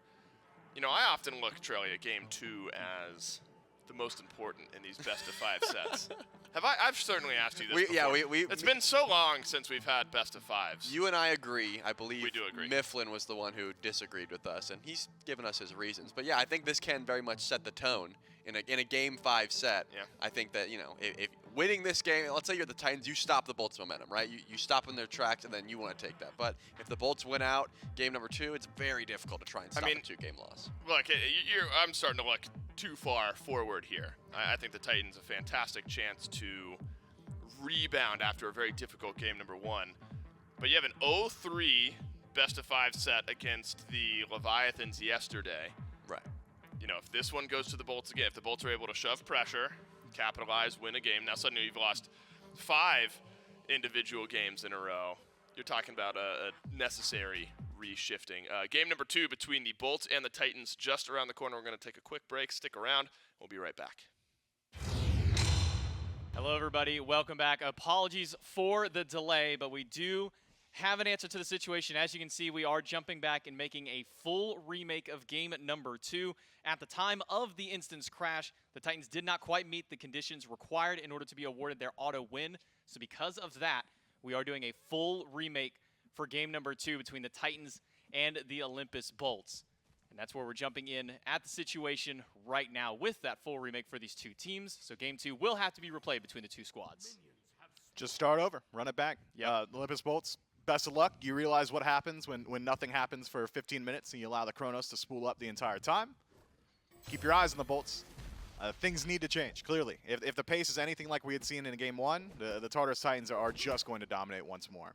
Yeah, game number 2 in that instance for the Tartarus Titans was slow pace, but that's exactly where they wanted to be. Paul was at critical mass for himself there. I mean, we were seeing what he was doing to structures, what he was doing towards players, and now the Bolts have that information. They've got that wherewithal to know that you can't let the Chronos go 15, 20, 30 minutes unchecked at this point in time. So we'll see if those adaptations do get made for the Olympus Bolts jumping into this remake. But expect pretty slow pacing throughout the early. LASBRA was able to make a rotation early on in the previous match, but this time the Tartarus Titans likely privy to it. Tough situation for both teams here. I'm expecting builds to go largely unchanged. Relic selection unchanged as well. A hard reset for both of these teams. BaRRaCCuDDa dashes in, tags Aror for a bit of damage, but sustains fine for the Tartarus Titans in the duo. Yeah. For the Titans, a lot of sustain in this dual lane. Between the Yemoja, between the Cupid. Should keep them relatively safe unless we see this rotation from LASBRA go through. Can't This get away time- with it twice. This time a call out from Cyno, so the Tartarus Titans should know that Laz is here. He's just there to make sure that that scepter does go towards his team, similar to how it did last time. As Cyno sticks around the mid to try and keep some pressure up on a Venenu, who's pathing very aggressively. Cyno rooted out. LASBRA on the run back in, but Cyno's got just a little too much movement speed to be caught out this time. Great pathing from Cyno there. If he tries to retreat back towards his own tower, would have ran into a wall named LASBRA. So, instead, goes towards the enemy jungle. I think maybe only situation that closes gap there for LASBRA is dismounting and blinking forward, but with minion wave as it was, I believe clipped by some archers, so not an option anymore. Cyno steps up, makes his way out. Yeah, we get just slightly superior farm in that regard to LASBRA, but this is something that we've been seeing a couple of times, is when these junglers are trying to get active, trying to go for these early ganks in towards duo lane. They fall behind just a little bit early on. Cyno was able to hit that level 3 mark about 20 or so seconds before LASBRA. This is to say, the LASBRA hasn't been able to catch back up. Actually a steal there by SOT. Blue buff stripped away from the Bolts.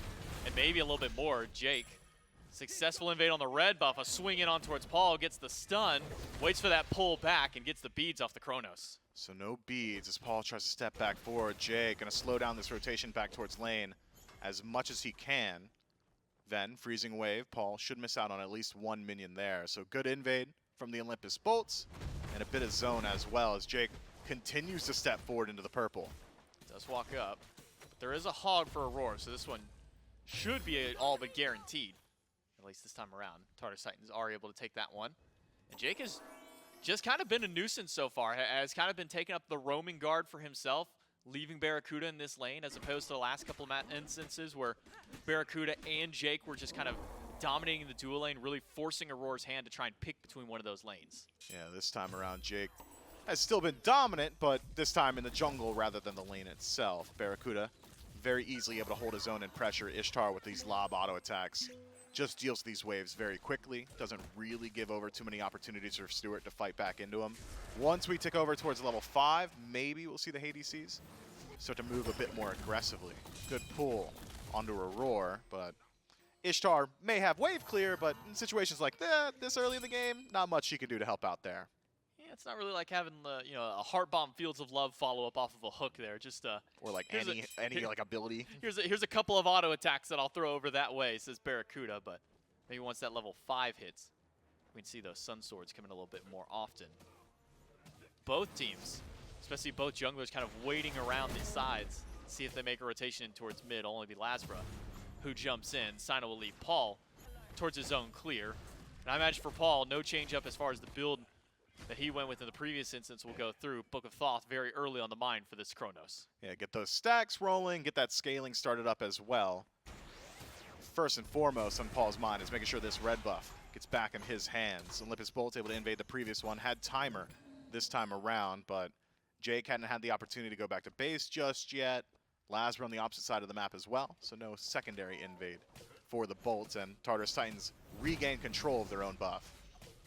Paul will tick over towards level 6. Hasn't had his chance to go back and pick up his item just yet. Will now finally have that opportunity to do so. And it has been a very slow-paced early game. I mean, we even dialed back kind of how that game was going. It was a one-kill early first blood for the Olympus Bolts and LASBRA. Then it got real quiet for about another 10 or so minutes before we saw another kill finally go. That time the way of the Titans kind of stagnated the game. It really wasn't until about the 20, 22-minute mark that we saw this real explosive comeback by the Titans. Able to grab a couple of towers, able to get a fire giant for themselves, really put the Olympus Bolts on the back foot. Yeah, this time, though, the Olympus Bolts falling behind a bit earlier. Neutral objectives, or neutral farm, rather, for the most part, going the way of the Tartarus Titans. A couple of invades may have put Ven in an experienced lead position, but for now, Chronos still relatively close in net worth and experience. Should be able to get those Book of Thoth stacks rolling very shortly as well. I'm still keeping my eyes on LASBRA. I want to see some more ganks towards this mid lane. If you don't want Paul two-shotting a Phoenix, you got to do it now. You got to deal with them at that 6 to 10 minute mark. Another rotation towards this red. Locks eyes with Cyno. Immediately knocked off the horse. It's a lot of damage. No initiation, though.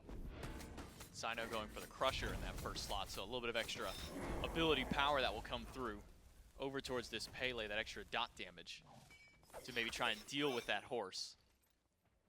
think you're right, man. Dealing with Paul has got to be the name of the game. In the very first one, Paul on the set went unchecked for a majority of the game, was able to slip away from so many ganks by using that Sandstorm. It really wasn't until the end of the game where Paul was kind of forced away from fights. Chronos, I can't say much easier god to try and lock down, because he does have that rewind, does have a stun in his kit, but should still be something that the Bolts look towards. They will do so. Landfall grabs the beads away from the mid laner, and that's a big cooldown off of Paul now. Still has access to rewind, though, so survivability is still there for Paul, should LASBRA choose to get involved in mid.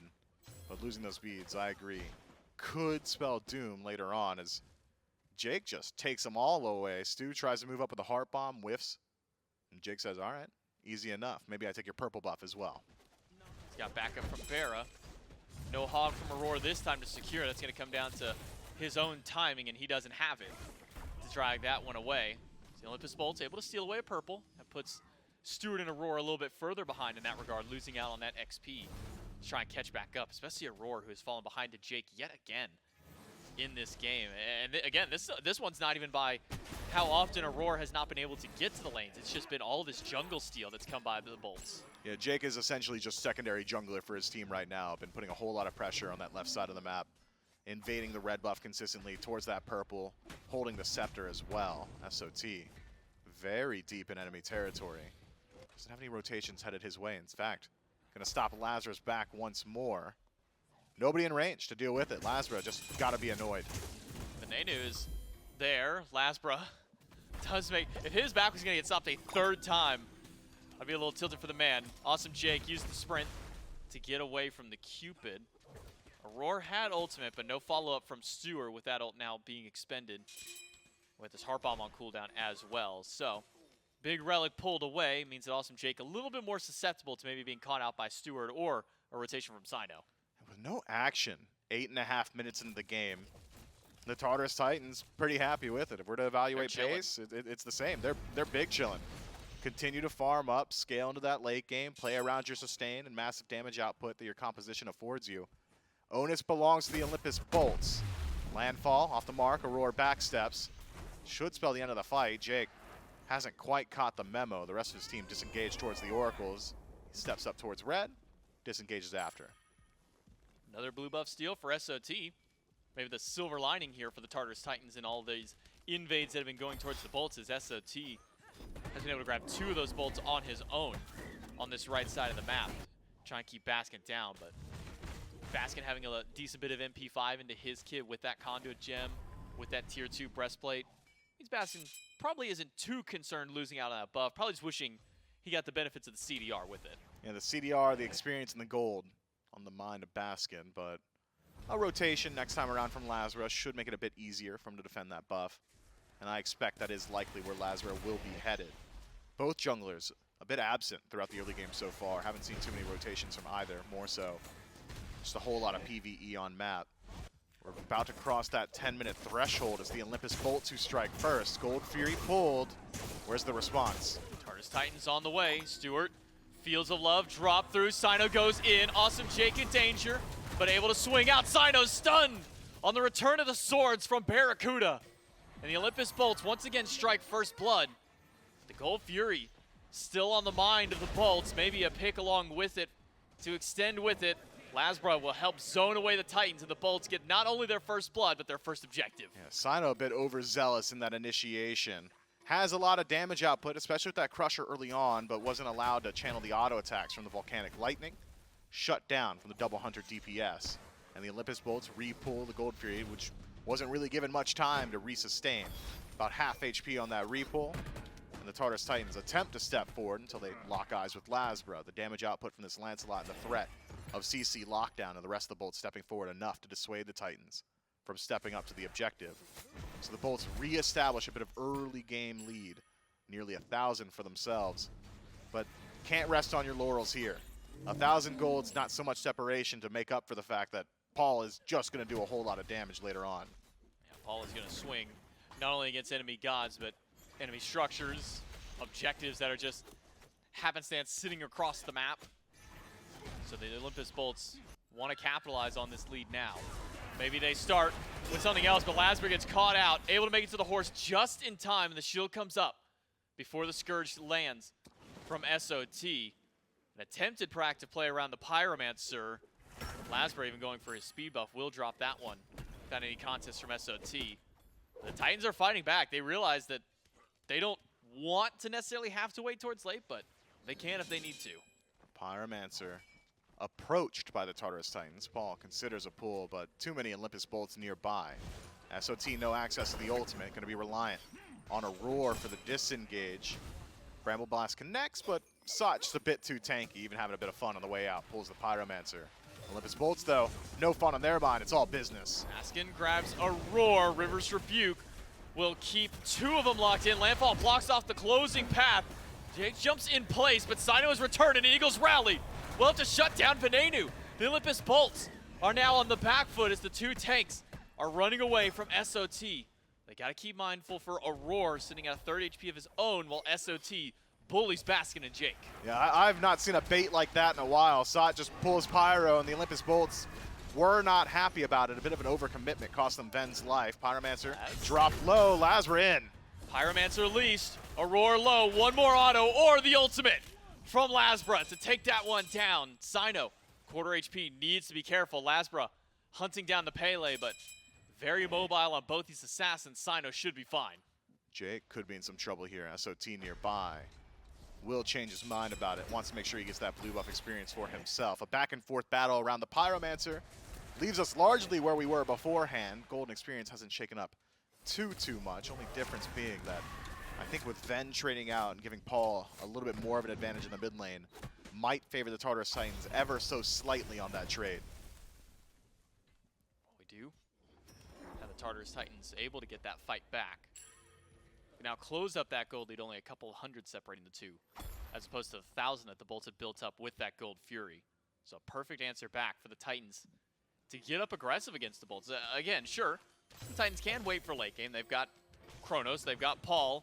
Can and arguably should. Probably should, but making sure they also don't fall too far behind to the Olympus Bolts, playing a bit proactive to make sure they can at least mitigate the lead the Bolts build up. And I agree, and they've done a great job of it so far. A couple of power spikes hit, though, for the Olympus Bolts. Balance Blade finished up after Executioner for Ven, so his damage output pretty significantly higher than it was previously. More important is the Entangling Wings finish for Awesome Jake. So a god that's already stacked in CC gets a little bit more. Massive root for the rest of his team, as well as additional movement speed there. Will help them in some of these 5-on-5 engagements. Olympus Bolts posturing on the left side of the map. A pick now wouldn't amount to too much. We're still about a minute away from the Fury respawning.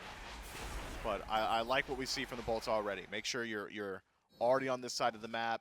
Maybe you can desync some of these timers from the Tartarus Titans. Make it a bit easier to look at this objective. As a full Sunder upgraded for Aror as well. And a Relic Dagger means he's going to be getting those charges a little bit faster, along with whatever second Relic he does end up picking up. Paul going towards that Spear of Desolation second slot this time around means an extra 10% CDR, a lot of power. Root. Well, that's one way to guarantee, honestly, a clever use of the Sprute there. Does get beads from Paul, but now what else can the Bolts get beyond there?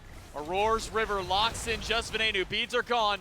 A teleport in, but stunned out of the swing from Jake. Baskin gonna root Paul in place and make sure the Titans can't go forward. Yeah, been a while since I've seen a play like that. That reminds me of the OG Blink Fist of the Gods push Training from wheels? Tier. Yeah, Yeah. training wheels style stuff. I mean, Sprute is a valuable enough relic that it's not exactly a fair comparison to the OG Fist of the Gods. You're still getting a heavenly out of it, at least. Oh, SOT by himself. The team should be able to pick up the Oni Fury.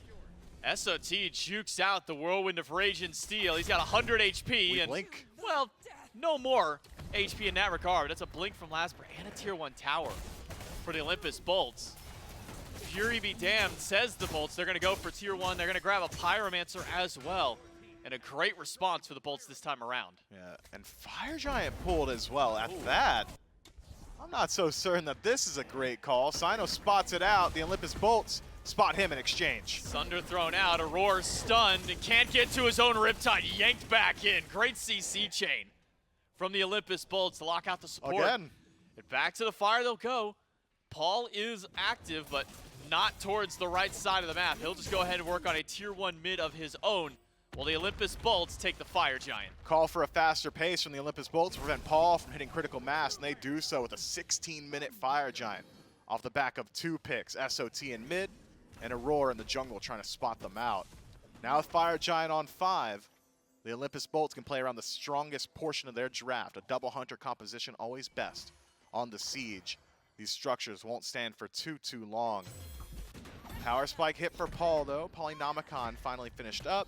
Hasn't quite got enough gold to get that Ob Shard that we had seen in the previous iteration of this match. I'm thinking Chronos pretty strong on siege. We'd seen what he'd done to structures. A bit more difficult on defense. Not exactly a standard mage. Will struggle to keep those minion waves at bay.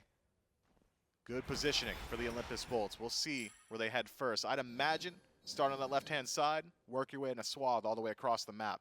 Don't necessarily need to grab a bird on this power play. You've grabbed Fire Giant so early in the game that I think just acquiring gold and pushing your lead will put you in a position to grab the next Fire Giant with relative ease. Jake will go ahead and strip away some offerings from the Tartarus Titans obelisk, just to guarantee an extra trebuchet for them and minimize the bonus bounty that the Titans will get from there. Tier 1 tower down. Tier 2 tower. A little bit of contest here from the Tartarus Titans. Beads are back up for Paul, so it doesn't have to worry too much about a landfall, bringing him back in. Jake's got that ultimate available, but a big double stun for the Heart Bomb. Spirit Ring comes out. Only Aror yanked back in. Awesome Jake low, but the shell from his mid laner is going to make sure that he doesn't fall to that tower shot. Man, Jake's freaking me out now with some of these plays. Taking a bit too much damage walking into the tower there. Has at least found a way to continually landfall, but a bit more consistent in this match. The Olympus Bolts stepping back forward. Jake hasn't had too much time to resustain. Fire Giant has done as much as it could, getting back to 50%. Now it's up to Baskin to start the fight. Stuart, though, finds a stun in the back on some help. Baskin blocked off by the river, and it collapses in with Cyno. Credit to the kill. Jake doesn't swing far enough, and it's a full collapse in by the Titans. Good stun from BaRRA. Delays the inevitable, but it's also his life. Trade in return. That's now 3 down from the Olympus Bolts on full retreat as Paul is now joining the fight. Venenu stunned out and slammed. The damage from Paul and the Titans is unreal. Major fumble from the Olympus Bolts, stepping up into the tower as 3 essentially. Baskin and LASBRA just not in range. Or Baskin too far in. The rest of them not in range to follow up on it. Strange stuff. If you're just grouped up as 5 there, you gotta think it goes a lot better. Overactive on the play, overzealous are the Olympus Bolts, and the Tartarus Titans may not have the best composition for base defense, but you don't need it in a 5 versus 3. Paul is fighting and Surely not. soloing LASBRA?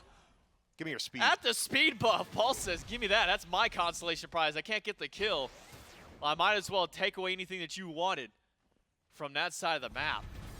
You want to slow down Paul. This is not the way to do so, letting this man nearly solo Ven, nearly solo LASBRA, and steal a buff. Yeah, I would argue the Olympus Bolts took the roundabout route of dealing with Paul. It wasn't, let's go to his lane and shut him down. It's, let's speed up the game as much as we can everywhere else.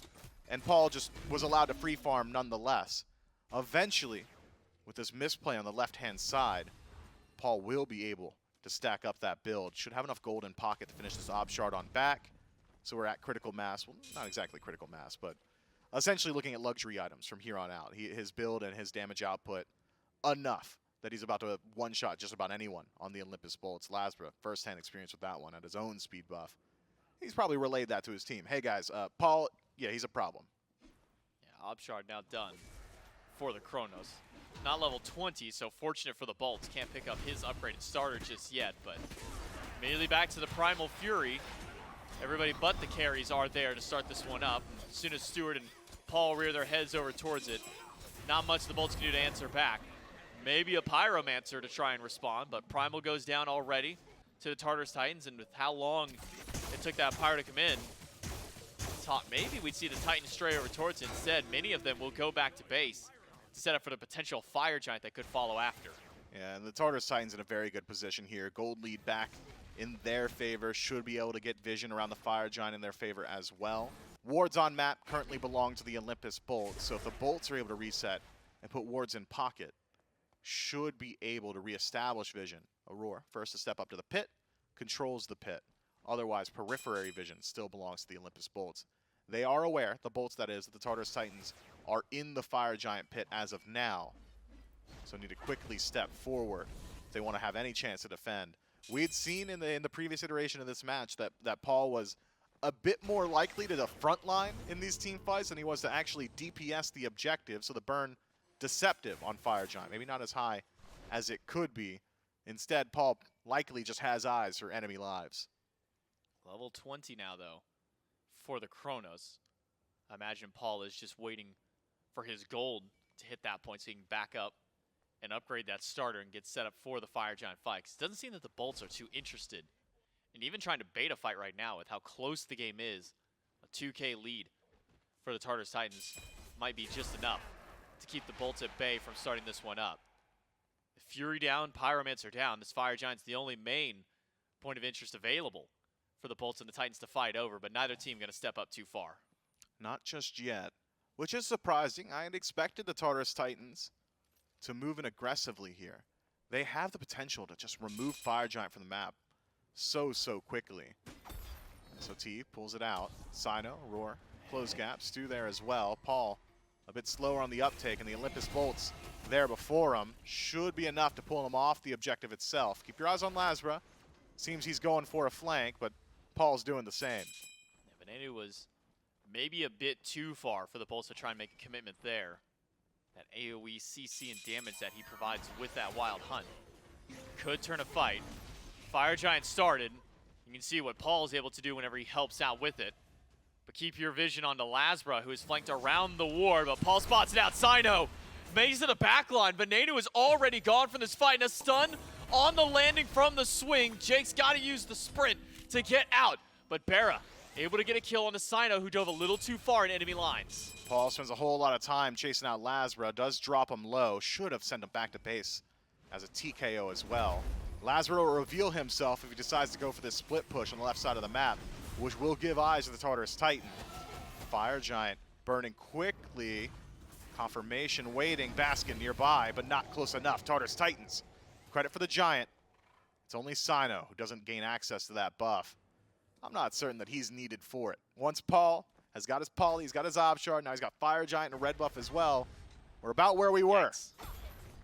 Yeah, it's dangerous waters now for the Olympus Bolts to try and deal with Paul. They had their opportunity, but Paul sits at 0-0-1. So, cool. Paul didn't get any kills this game, but you also didn't die. And he's just been free farming the entire way through. He's just waiting for his opportunity to go back and finish up the build. The last iteration, it was the Spirit Desolation to close it out. Had a Divine Ruin in the slot where Deso is. It looks like he'll go towards a little bit more pen, very likely to start that Divine once more. I'm thinking so. So now the Tartarus Titans can start up their siege on map. Cyno rejoins his team in the land of the living, so tier 2 is the only thing standing between the Titans and the exposed birds of the Olympus Bolts. Center and right.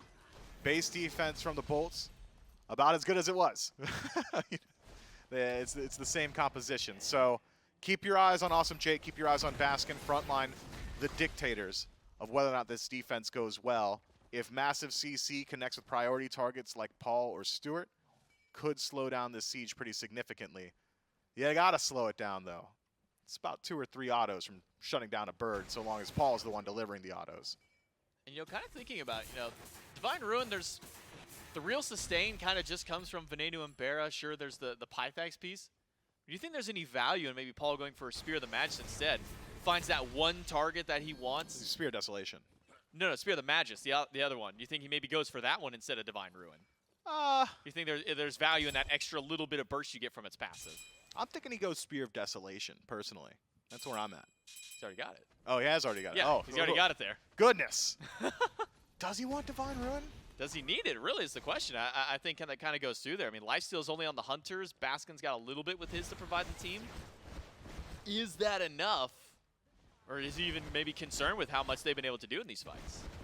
Yeah, I'm not certain that he is overly concerned with sustain here. Spear of the Magus, I think, it's an alright stat stick. It plays well into the combo of Chronos. but why stray from what worked out so well? You know, Fair enough. Why change it up? We'll see. Maybe if he even gets an opportunity to build that as we start up the Phoenix Sieges for the two squads. Dueling to the Titans on left, the other three on mid, and a couple starting to rotate over. Both birds slow to take damage. Aror picks up the rivers. He'll be the only one thrown back by Baskin. Fields of Love. Aror goes down. But Baskin not traded out as Landfall is used by Jake. Doesn't grab anybody this time. But the Titans losing out on one of their primary frontliners may just spell the end of Phoenix Sieges for the Titans. Could be. Tier 2, though, still certainly an option. Oni Fury, grab that one. Head over to the Pyromancer as well. Just because you've lost your support doesn't mean you've lost all your momentum. Still plenty of gold to acquire on map. Baskin plays very well there. Finds the one target that has no answer to the Whirlwind of Rage and Steel. Roar tries to get the River's Rebuke up in range just to block out a bit of the follow-up, but not quite enough. And Baskin aims his shot well, delivering to his team on a silver platter, a free pick of the Tartarus Titans support. But with gold as it stands, the Tartarus Titans in a much better position for this Fire Giant play, or dance rather, than they were on the previous. Olympus Bolts, though, should be able to step up here, prevent the Pyromancer from going to the Titans, instead take it for themselves, and potentially find a pick if Jake spots out Cyno. But with no one else nearby, why even try? Now with Paul fully 6-slotted, Divine Ruin was the call for him in that final slot. Now the only thing that makes Paul stronger is picking up his buffs, picking up a fire, maybe a couple of elixirs or potions of power, but even without those last couple of bits there, he's already hitting pretty hard against some of these neutral structures, some of these neutral objectives across the map. Though at this point, the lead not nearly as significant for the Tartarus Titans as it was in the previous iteration. All Phoenix is standing, still a tier 2 tower over on the right-hand side. 3K gold really isn't all that much separating these two squads, but with Paul hitting as hard as he is, basically a Mack truck slamming through every single instance in his way, every traffic cone in the road at this point, feels difficult for the Olympus Bolts to step up to him. Yeah, I mean, even in those small exchanges that we'd seen around the previous Fire Giant, Paul hasn't even really been a part of the team fight proper. Instead, spends the majority of his time chasing out LASBRA, drops him down to about half HP with the Time Rift, just stray over the wall. This time, it's the Olympus Bolts who've got the defensive positioning around the Fire Giant, even pulled out themselves. It's going quick. Titans got to get in. Double Hunter, especially when one of them is building crit like BaRRaCCuDDa has, melts through this fire. It does get reset, though.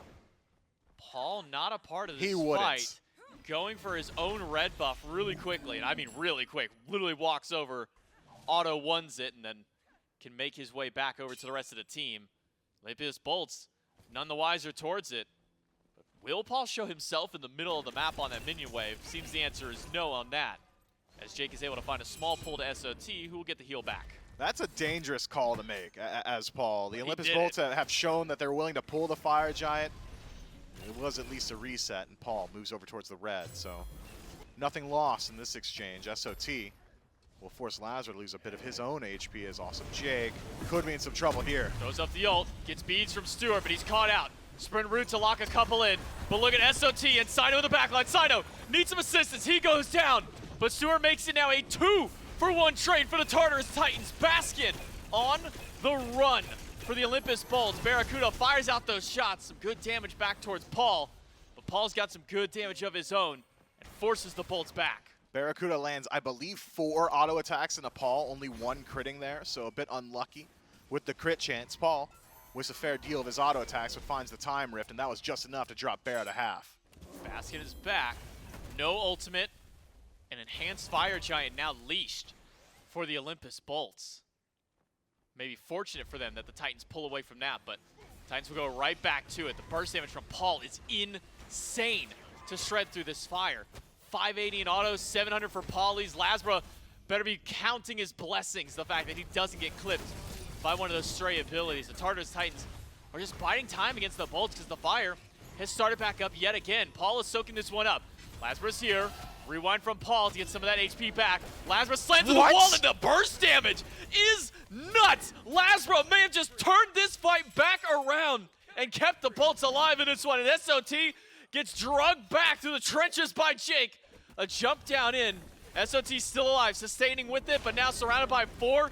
Should not be able to make it out unless he's got some real big backup from Aror, who will just leave him to die. Venenu and the Bolts come back. What an insane situation. Paul taking Fire Giant, forced to rewind by PvE, caught by the tail end of the joust from LASBRA at that, timed perfectly with Ferocious Roar. Seems like he had lost 100% of his HP immediately. The entire time, SOT takes the 1v1 up against BaRRaCCuDDa, wins it, but has his back stomped by Jake. And now it's the Olympus Bolts who should be able to confirm the Fire Giant for themselves. Scratch the should, will. Nobody from the Tartarus Titans nearby. Instead, they've got their eyes set on the enemy camps, at least trying to take away some red, put some gold in their pockets before this EFG goes to the Chaos team. Low crit on Ven means it is a slow burn. I was wondering, okay, are they going to wait until BaRRaCCuDDa is back up before they get it? They probably kind of had to with how low their DPS is. Venenu actually tanking that fire the entire time through. So enhanced Fire Giant now on every member of the Olympus Bolts. All 5 of them holding on to that buff. And now it's maybe dangerous waters for the Tartarus Titans. They'll have 3 tier 2 towers up, but with backdoor protections essentially removed with this buff, the Bolts can just march those down. Well, the Titans were in a similar position, 16 minutes in this game, so half the timer ago. We had seen the Olympus Bolts struggle to break the base of the Tartarus Titans. This time around, Fire Giant is enhanced, so it's a bit easier, but it still needs to be grouped, still needs to be executed well by the Olympus Bolts. Can't see them get split up like they did on their previous siege, and it seems they've learned their lesson as well. Slowly inching their way across the map. The Tartarus Titans, they want to catch him in the jungle. Awesome Jake looping around by himself. The death ball of the Titans have spotted Baskin. Cyno spots Venenu out. The 1v1 almost goes to Cyno, but Stuart will jump in and assist SOT. Eagles rally onto BaRRa, and that's now 2 Fire Giant buffs removed from the Olympus Bolts. The carries are gone, and the Tartarus Titans are marching forward. I simply spoke too soon. The Olympus Bolts get split once more and get completely driven back. LASBRA is going to have to repeat the exact same play we had seen around the fire. Paul cannot be allowed to live if the Olympus Bolts want to keep their base. Phoenix gone. Jake and Baskin pushed back. LASBRA not with the team. He's got to loop back in to get there for the defense. Can Jake and Baskin do it? Jake has ultimate. Doesn't grab anybody. Baskin's got ult. He'll only pull Cyno. Needs some help from LASBRA. But the Tartarus Titans get it done in game number 2 and tie up the set. There is justice in this world, J-Mac. The Tartarus Titans essentially do it twice in this one. Clean stuff, man. That Chronos, very impressive. The positioning from Aror in that last team fight, very clean as well. But it's the wherewithal and decision-making around that last engagement that really wins it for the Tartarus Titans. Splitting up the Olympus Bolts, catching them in the jungle, target selection, realizing, okay, we might be a little bit closer to the jungle battle, but these carries in the dual lane, much better target and shut down very quickly. It just felt so strange by the Bolts. I mean, you've got enhanced fire on all 5. Why are they going for this weird split up in the middle of the jungle? I mean, you've got 5. You've got 2 carries, full build, one of them with crit.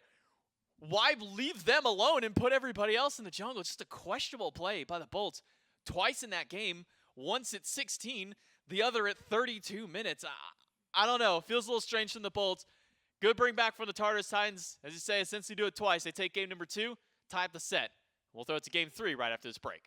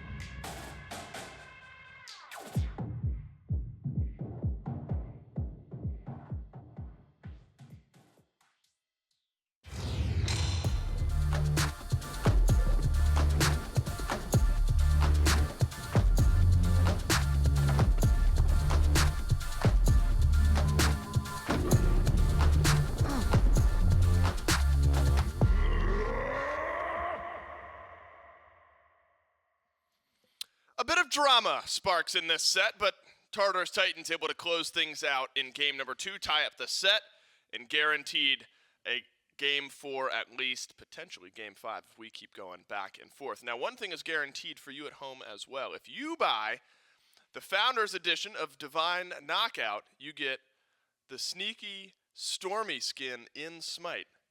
Who is it? What is it? Couldn't tell you. All you sort know, of sword. all you know is it's Stormy. Then it's a Stormy skin in SMITE for free with your purchase of the DKO Founders, any DKO Founders Edition. More information around that at divineknockout.com. And you purchase any of those Founders Editions, you'll grab yourself a free Stormy skin in SMITE. Really cool added benefit there for you as well. I have a simple phrase, 3 simple words that has transcended almost every sport, every esport after a game 2 like that. Ball don't lie, and it sure didn't lie here in game number 2. Tartarus Titans able to close it out. They get their win. They tie up this set. I imagine a weight off for this crew. And you know, we'll analyze it as you would any game 2. This one's very back and forth. I thought the Bolts had control of this game. They get the first FG. They're looking very competitive. Ultimately, it seemed like the Titans kind of cleaned up their strategy, though, by the end of it. Yeah, I mean, you asked me before the set even began, you know, what team I was favoring, and I said the Bolts had that early pressure, but if it was able to go late, the Tartarus Titans had that late game. There were a couple of late game Larrys. Paul was on the Chronos, absolutely popping with those poly shots. Not a difficult character to play, but if you can get that late, I mean, Chronos absolutely can one-shot it, and Paul was doing that. You know, he was getting to the back line. I think Cyno, great performance out of the Pele as well. I was very impressed with how much he was able to do when he was able to get to the back line. But those are the kind of plays I'm talking about. Just the Polynomicon from this Chronos was absolutely chunky. Yep, and look, you need it after game 1. Remember, Paul went triple zeros in game 1. Had some decent damage, but just could not get involved in the fighting or the killing much beyond that.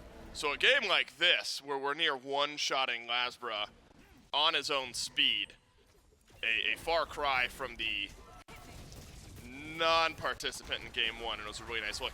I also noticed a big difference from SOT here in this game, Trelly. Remember, it was Cthulhu in game 1. You'd hope for a bit more, but I think the Bellona, the return to the Bellona, it's been a lot of this pick for SOT.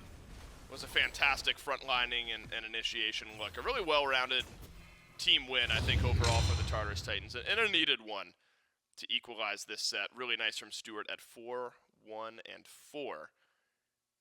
And when it's Stuart and Cyno, I think, had some standout moments, Trelly. It feels like the Pele really added that extra level of dive. Unlucky. Paul didn't get a single last hit. My man was just playing for the team in that game. But he had a lot of damage. Yeah, the damage should be reflected there. And it's not so much the poke, you know, Chronos doesn't bring too much of it. It's it's that fear of the burst, right? LASBRA wants to get effective. He wants to get to the back line, but then he's going to have flashbacks of what happened at that speed buff where he's like, oh, I got stunned into the time rift and then a poly shot and I almost died. Maybe I don't want to go to the backline like that anymore. So definitely could be a possibility. We saw that the set was not something that the Titans were looking to go towards anymore. The Bolts, they weren't afraid to ban it. They let the set through, but now the Chronos could be on the forefront of their mind. I think that those type of damage numbers as well show you a really nice full team win where everyone is at like 16 or 17,000 damage across the board. Everyone's completing their dives. Just happen to be Cyno, Stuart, and SOT cleaning up the actual kills.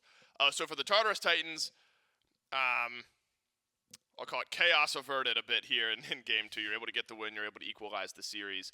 And now you move on. A win here in game 3 moves you to SWC point.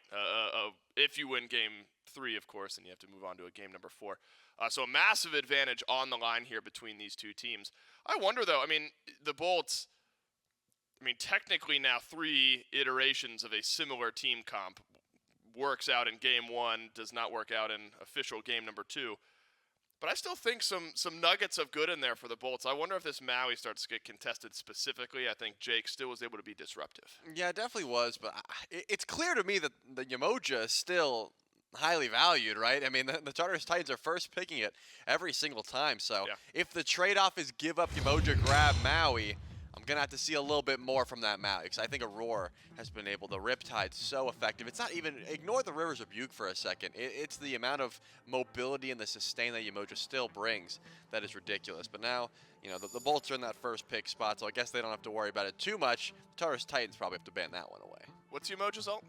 River's Rebuke. Oh, sorry, I was ignoring it. I forgot what it was. Oh, That's nice. not my best work. Nice. That is weak by me. I didn't hate it. I limped across the finish line on that one. Terrible. I didn't hate it. No, because that's not even me ignoring it. That's just me not knowing what it is. So it's just it's the wrong bit, the wrong wording. Look, you and I we kicked back for a little bit. We had a lengthier bit of downtime between desks. My brain is just now catching back up to on-camera work. Naja going to continue to be banned out. The Bellona again, which again I think after a really nice game too from Sot on the Bellona, after so many good instances of it, and obviously that being one of his most prioritized picks here, probably another smart ban from the Olympus Bolts. It'll remain Nox, remain Hades, remain Daji as the 3 bans for the Titans, and then a Vulcan finishes off the Bolts bans. So you still have Yemoja, you still have Maui. Blades of light. Wow. It's going to be Fight, my neither. foes. Looks like the Bolts potentially happy with their pick of either 2. Yep. If that's what ends up dropping to them, if that's what their game plan ends up being. And Ishtar, very, very strong, worthy of a first pick. Yeah, I think that's probably what the Bolts are going with. Could here. still be double ADC. Yeah, I think that cements themselves. Hey, Ven can take this Ishtar mid, or we can throw it over to BaRRa, grab something else if you know the comp does present itself that way. But Yemoja and Maui both available, and the Bolts are fine with either one. That's what that tells me as well. The Titans, Aror specifically, loves this Yemoja, and he's gonna grab it every chance he gets. I was gonna say probably the Cupid if anything has been going the way that it has been throughout the entirety of this set, and that is going to be what the Titans grab. They just want to cement that duo lane, something safe. Ends up being Stuart playing the Cupid, obviously on his own team, but really in any match where the Titans are playing and a Cupid gets locked in, it feels like a surefire thing that it's going to end up being Stuart. It's had some really nice games on it, 2-2 in the last 4. A loss in game 1 against the Bolts, and then a 4-1-4 performance here in game number 2. And double ADC indeed. This time, though, the Danzaburou is not going to drop to the last pick in the draft as it did in game number 1. But BaRRaCCuDDa will show his hand a bit early here. Danza plus Athena Trelli potentially changes up the dynamic a little bit. Definitely could be Baskin on Athena solo.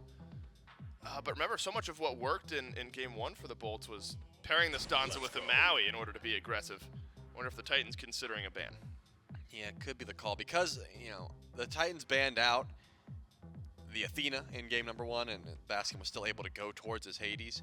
But then they switched it up and they said, okay, we're going to be banning that Hades. And it looks like Maui is going to be banned away here. So Awesome Jake not going to go back to that pick. But with the Athena, you already have incredible amounts of CC and just setup for the team for these double ADCs. Now we just have to look at what Jake and possibly LASBRA are going to go to here in the last 2 picks. But the Titans are going to grab that Chronos right before the second wave of bans. So I think that's confirmed. The set is sitting by the wayside now. Yep. Chronos with that big burst damage is what the Titans are looking after. Still definitely late game oriented, but in this case the Bolts have the double ADC, so they're not hating playing for late game either. Now I want to precursor this. We've already talked about it a bit, that Paul has done good damage in back-to-back games. But crazy to me that Paul hasn't gotten a kill in either of the 2 games of this set, but has looked really nice on the Chronos, nearly one-shots LASBRA. Effectively matched the rest of his team with top damage there in that last game, and then Set was top damage on his team, despite not getting any kills in game number 1. Feels like a matter of time before the kills really start to flow for Paul here, but I'm sure him as a player, he says, look, if I'm doing damage and my team is winning, I'm not super concerned with the number in my kill column. Some aggression, though, from Cyno ends up getting limited down the stretch. You won't get the Thor, won't get the Pele. Has not looked towards the chalk yet in this set. Seems like maybe the team had a gathering and said maybe we change some things up going into our next set up against the Olympus Bolts. But tier, though, for SOT, you're talking about a very mechanically intensive God pick with a very mechanically talented player. My expectations for this combo immediately on the rise. Yeah, I think it seemed like the Titans were deciding, hey, do we pick Cyno's God pick now, or are we just going to let SOT get the counter pick? And then SOT said, you know what, I don't care about any of that. Just grab me Tier. This is a pick that I know that I can play extremely safe, but also I can rotate into these fights later on and be incredibly disruptive as well. Which means, again, we get to see Cyno's pick later on. And I wouldn't be surprised if the chunk got looked at, but overside for the Bolts, Ymir still available for Awesome Jake. Crazy to me that Ares and Maui are getting banned over the Ymir, but given the fact that we've seen Jake play both of them really, really well, I guess the Ymir was the lesser of 3 evils in that case, and they have to let that wall, which is a detriment to pretty much everyone on the Titans, get through. Now, every support in the league is, but Jake no exception to every once in a while having a rough Ymir game. You get caught out a few too many times and just can't really get anything going. But on the other side of that same coin, Jake also very, very strong on this pick and can have some real pop-off games, block-off entry, and exit ways. Just about with the best of them here in this league. So the duo lane becomes very interesting, I think, here, Trill. You got Yemoja and Cupid for the Titans up against Ymir plus Danzaburou. A couple lanes I would like to be aggressive maybe in the early goings. I'm just trying to think what exactly Cyno goes to here, because looking at his god pool back in my head, he's got Osiris could be the option. Yeah. We already went to the Nem, didn't see too much success, and then I start thinking about the weird stuff. You know, the Scotties, the E-sets. Yeah, but the sky's the limit with that, right? It's like the entire... All right, it's going to end up being a standard jungle pick. Yeah, so unlucky for me, the normal Cyno picks are not going to be the call. He looks locked in. Yeah, he wants the more team fight presence, and he does look locked in. He looks ready, focused, and ready to go. And with that, some beads burning. He is staring at me. He is. His eyes kind of follow you no matter where you go. Is it one of those things you shift left and right, yeah, and it's like he the keeps Mona looking Lisa. at you? Yeah, you're not kidding. Yeah, he's following me around here. That is a player out for blood. That'll strike fear. You think LASBRA like peeks up over the aisleway here, looks into the Titans team booth, and just sees that He staring just at him? shivers. Getting a little nervous. I would think so, especially with the Hunbats. I want to see some 1v1s now. Now, talk to me about the Hunbats, though, here, Trelly, because it's not something we've seen from Cyno since joining the Titans team here this week. You think it's a pick that facilitates properly what the Titans have drafted? Yeah, they just wanted a little bit of extra team fight presence. If you got all this CC and lockdown, you got to imagine it makes it easier for Paul to hit those poly shots, for Stuart to land some of those clutch auto attacks, that sort of thing. It's just some big team fight presence, and more specifically, it's really hard to miss. I mean, it's hard to mess up Hunbats. If you're just blinking in and hitting an ult, you are doing your job. Sure, there's a lot of other things that Hunbats can bring, but as long as you're making sure that ultimate is connecting and you're setting up for your team, I think that Cyno's going to be doing just fine. You've doomed him now. If he misses, man, it's on him. It is not because I just said it. A cold-blooded killer like that on the back of that chair right there, I don't know if anything can be Cyno's fault here in this game. Excited to see what the Titans bring forward here. On the flip side, we know a bit of what the Bolts are looking for. They had this exact duo of hunters in game number 1. Looked great for them. The Danzaburou was finally able to flourish. Big difference, though, Trelly, is that it was Maui for Awesome Jake in game 1. It's the Ymir here in game number 3. How big of a difference is that in your mind? You think this Danza can still be facilitated through support in the similar way that it was in game 1? Definitely can. You could tell that Jake and Bear had been setting up this combo for a bit. You know, I think they've probably been running it in scrims. The pull in from Maui into the taunt from the bottle, and then you just consistently have that CC chain. Not going to be the same play. I mean, the freeze is great and the wall is great, but you can't just have that ranged pull that Maui brings. I think Jake is just looking to be a menace on the Ymir like he usually does. Look for those big walls, force a phantom shell, that sort of thing. It's going to bring a little bit less of that setup, but you're still going to get lane pressure. I mean, the clear from Ymir is still so threatening level 1. You know what I think back to is this Athena double hunter type of composition that they played against the Kings. Looked really good early game. Couldn't quite clean it up later on in. Let's find out who is going to be on World Championship point. It's game 3. It's Bolts, it's Titans, and it's J-Mac and Mifflin. Thank you so much, Dave and Trelly. Match point at least on the way for one of these two squads. Put themselves at a 2-1 lead in the best of 5 between the Olympus Bolts and Tartarus Titans. Last time around, it was a very slow early game for both of these squads, which only benefited the Tartarus Titans. They did have that Chronos in game 2 to get there. Yeah, even though the bottom 2 had to change for the Tartarus Titans, Mifflin, it really feels like this is a similar mindset and a similar style of composition for the Titans up against them in the game 3. And thank God the bottom two did change. Because if I had to break down the same draft 3 games in a row, it would have absolutely decimated my mental. There's only so much you could say. Unfortunately, the focal points of the composition, as you say, largely the same. Duo lane, stagnant and static for the Tartarus Titans. Mid lane and win condition, Paul, on this Chronos, the same as well. Imagine the build likely is similar to what we've seen in the previous matches at that. But the Olympus Bolts almost holistically looking different here. Awesome Jake on the Ymir, a pick that has served him very well in the past. Baskin on this Athena should be able to get involved the second he ticks over to level 5. Generally towards that duo lane is what we've seen for the most part. Loves to play around that Danzaburou combo of, hey, hop on your rocket, I'll hop in the skies, and I'll meet you there. Stu's going to have some trouble dealing with that if that aggression is targeted towards him. But when there is a Chronos on the map, that has got to be the target for the Olympus Bolts, at least in my eyes. Deal with him early on. Make sure that Paul has to spend as much time as possible farming, getting some items online, leveling up.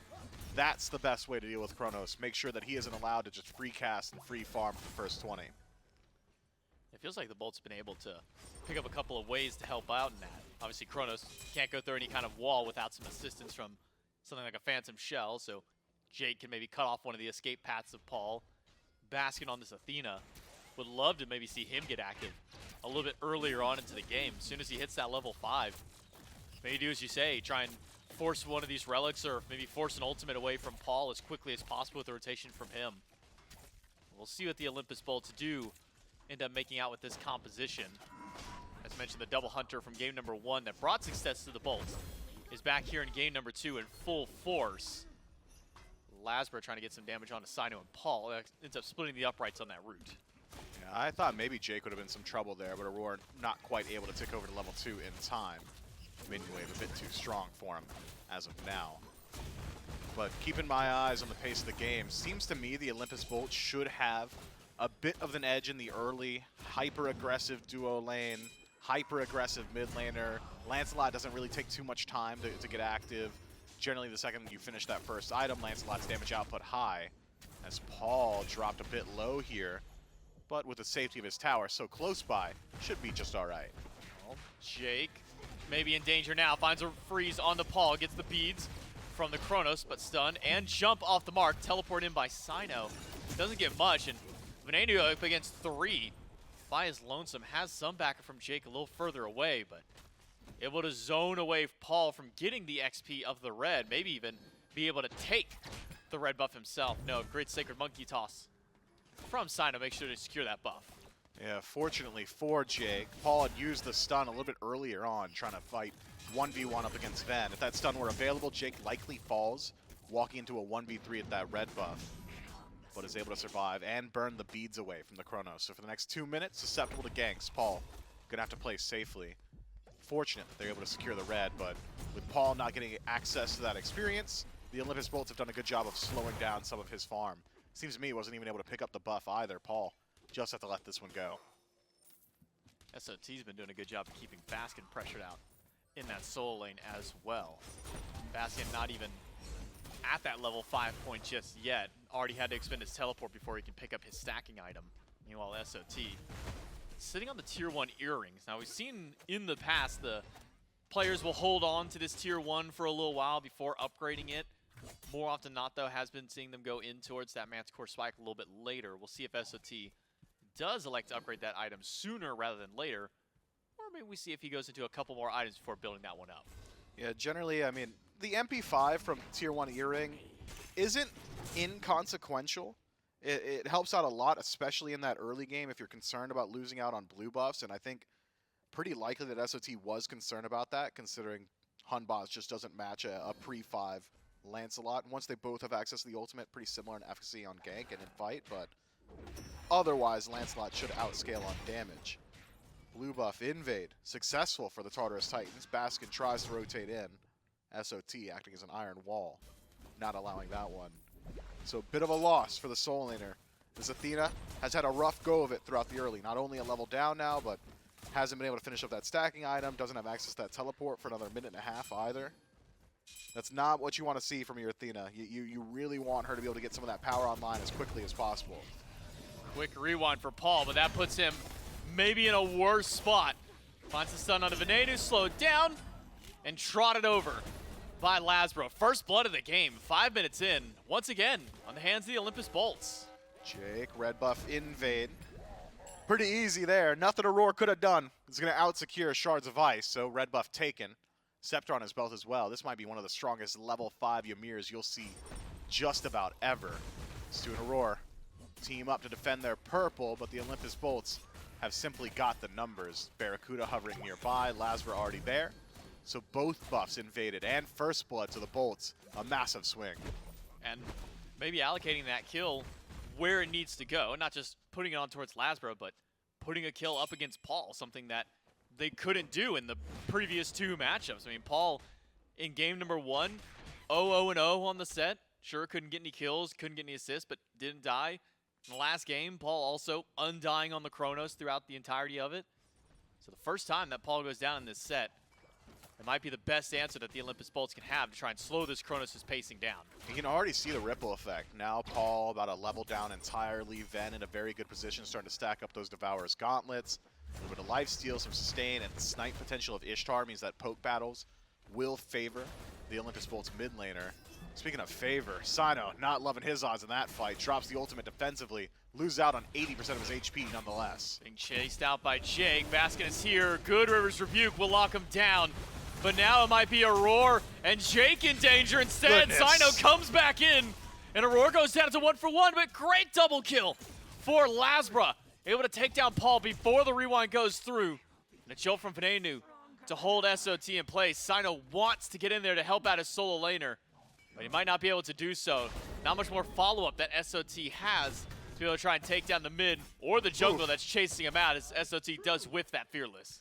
Man, SOT comes up massive in that team fight. A double Fearless to start things off. Secures a kill for the Tartarus Titans, but not enough to slow down the Olympus Bolts and the peel afterward, just to make sure that SOT couldn't continue his tear. So strong. LASBRA, for the most part, doing the bulk of it, preventing any sort of chase with the slow from that mounted stance. Blue buff secured as well by Baskin. That goes very well for the Olympus Bolts, considering how that fight had started. BaRRa steals a red, has backup from Jake to get out of there. So another successful steal for the Bolts on the left side of the map. Maybe one for Laz. A little too late to get to the blue. SOT able to secure his own after an unsuccessful steal on the bottom side of the map. BaRRaCCuDDa will throw down the sake bottle on his retreat, but LASBRA pulling what Paul did last game, which was invading enemy speed buff, maybe a little earlier in the game. LASBRA doesn't find the pick on a Cyno, but Paul able to help secure the buff for his teammate. Yeah, Cyno would not have won that fight on his own, so a rotation for Paul necessary there. And one I'm sure Paul's happy to make, getting a little bit of farm off the speed buff is a mid laner's dream. They don't often get that access early on, junglers. Very defensive of their own buff. Nice attempt from LASBRA, though, at least slows down some of those rotations from Cyno, controls his pacing. 3-0 for the Lancelot on the Olympus Bolts, as opposed to the 1-0 for Cyno. But experience in gold a bit closer than you might expect. They haven't really built up a lead for LASBRA just yet. It's been, all right, cool, we got a kill. Well, what next? Somebody else is invading a buff camp. That's where you see some of the gap come there for BaRRaCCuDDa, as he's been able to be a part of these reds. You see Venenu able to get a part of some of these invades. So where LASBRA may not be picking up the lead, at least a couple of the other players on his team able to do so. Lawbringer gets the dash away from Baskin. He'll be fine. Not stepping too far out of position, so SOT down an ultimate, but at least now knowing that he probably can't pull that trick onto Baskin.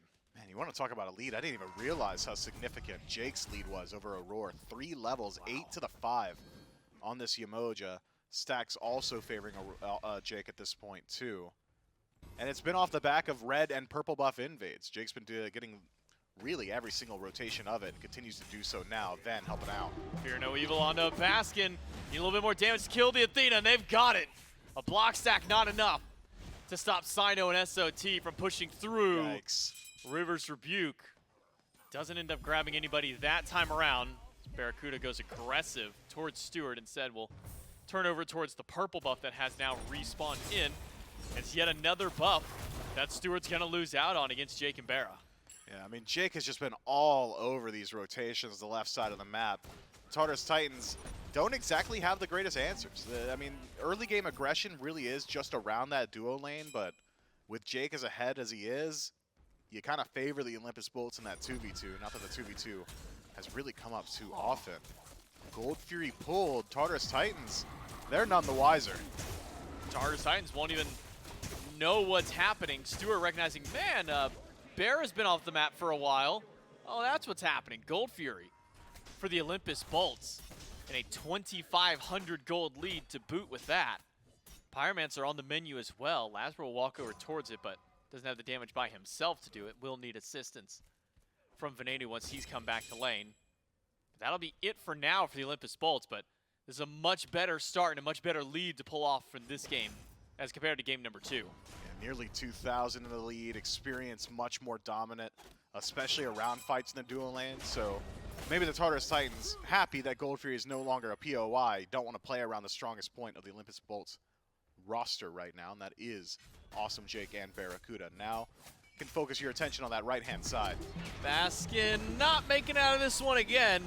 It's an easy combo for one, but it's an easy combo for the Olympus Bolts as well. A great freeze and wall from Jake to set up for LASBRA and Venenu to collapse back in. And they trade Baskin, now 0-2, to shut down Cyno's one kill that he had earlier. Yeah, Cyno just shut down so quick there. The burst potential, the wall placement from Jake, all just perfect. And so, Cyno will have to spend 10 seconds in the grayscale, remembering what happened to him. Blue buff secured by SOT, stolen rather, from the Olympus Bolts. A tale of two games, really. Blue buff invaded pretty consistently by the Tartarus Titans on the right-hand side, whereas the left-hand side buffs have almost entirely belonged to the Olympus Bolts. With Pyromancer available, certainly the Olympus Bolts can't just pull two neutral objectives and have no fight back. SOT spots it. That should be enough to stop it. Lawbringer in place. Jake charging ult. That's not enough to take down the objective, but that's a set up for a fight. LASBRA dashes back in, but the joust gets blocked by Aror. The Olympus Bolts get the Pyromancer +1. That's SOT down for another 30 seconds. That taunt from Baskin completely changes that fight. LASBRA dead to rights. Had that taunt not connected onto both targets, but it does. Phenomenal rotation from the Athena as BaRRaCCuDDa has eyes for Paul. Rocket into crit combo, just clean from BaRRaCCuDDa. Was that 20% chance? Lucky too. Yeesh. Yeah, now we were talking about the damage output Paul had in game 2. Talk about the early The tower's gone. from BaRRaCCuDDa with double hunter. Any tower will not stand for too long for the Olympus Bolts. And that 2,000 gold lead they had earlier on, now getting closer to 4,000 with a Greater Scorpion invade, back camp stripped away as well. The Olympus Bolts, a much more commanding early game here in game 3. It seems they figured out how they want to play around this Chronos. They've had some practice against it now. Paul, no access to beads for 130 seconds, means that play can come his way once more. SOT locks down Jake, but Cyno taunted off. This seems to just be the combo. It's working out pretty well, but freeze plus Venenu bails out Awesome Jake. Not quite enough. SOT able to dash in and take that one. And Aurora's got the escape path for the solo laner. But this just seems to be the 1-2 combo that's working for the Tartarus Titans to find a single pick. A little bit delayed that time though, Mifflin, as Jake holds out before he finally goes down. I mean, it's just these taunts from Baskin so well timed. Cyno lines up a perfect ultimate. That Fear No Evil slams Jake into a wall, and Baskin says, "You're looking at me now, Cyno. Pick on someone your own size," and keeps them locked down. Baskin will be fine now that LASBRA is here. It's a good poke back towards Cyno. SOT insists on finding these pushes up against the wall. We've seen him run with this tier before. I believe the last time that we actually saw him get a chance to use this was up against the Solar Scarabs earlier on in the phase. The Olympus Bolts are doing a good job in the early game. Tartarus Titans are taking some time to try and fight back in. Seems their avenue is to shut down Jake, and they're probably right to do so considering he was the largest lead at the time on the map. But speaking of Jake, nearly catches Stu's dash there. Could have been incredibly detrimental. And one of the main strengths of Danzaburou is his ability to follow up on CC from just about any range. Just hop on that rocket, go wherever you want. So had that wall connected, Stu likely dead or at least losing his beads there, which would have been less than fortunate, less than ideal rather, with the Primal Fury spawning so shortly. Instead, comes up safe, maintains that relic, and should be able to group up and defend with the rest of the Tartarus Titans. And I think defense has got to be on their mind with the gold lead extending nearly to 4.1, 4.2 thousand at this point. You got to stop these next couple of POIs going the way of the Olympus Bolts. The Tartarus Titans need to prevent this bleed. You're getting into critical territory. It's starting to get dangerous. Dash block by Baskin. SOT will take up a couple of tower shots just to get some extra poke up against the Athena. But with Defender of Olympus available, Baskin can jump to the team fight at any point between Teleport and Defender. 2 different ways for Baskin to join his team. Once again, the Olympus Bolts pull up the Fury. Aror's the first one here. LASBRA's going to take this one up. Bubble goes through. Primal has been leashed. Second bubble through, but the Olympus Bolts get the Primal this time. Aror throws up the River's Rebuke, but only has his own escape out this time. With a double Riptide, he should be good. But a group up on the right side of the map by the Titans. They've given up the Primal and decided Tier 1 is pretty cool, I guess. Yeah, the triple stack on wave, not exactly my favorite play from the Tartarus Titans. Aror now in a precarious position trying to defend his tower. Stu will flank him. Should be able to keep this one up. Yeah, I'm not certain. If it were a little bit later in the game, Titans probably pull fire in response, but nothing to do here except for get caught out, I guess. Oh, wow. LASBRA hurts, man. That's Lance. That's the second time this set that we've seen a grand joust just absolutely chunk through. But I guess taking a look at his build, maybe it makes sense. Double flat pen, a little bit of percent pen with that Heartseeker as well. That's only 3 items deep, and he's doing that to SOT. Can't imagine what that looks like up against Paul or Stuart. Yeah, it looks pretty similar, I think, right? You just erase one guy, erase the different one instead, maybe with a bit more ease. Baskin and LASBRA able to take away the blue buff once more. Cyno, without the help of SOT, will not be putting up a defense. The Olympus Bolts have gone unchecked on every single neutral objective so far here in Game 3. Check this. You gotta check the Fire Giant. Tartarus Titans need to respond. Baskin's not going to let Cyno in. Aror riptides to his own death the moment he lands. It's a freeze and CC chain for the Bolts and all 5 with the Fire Giant. This is a team with a mission. They are not going to go down. Another game to the Tartarus Titans. Game 3 for the Bolts has been a complete flip of the script.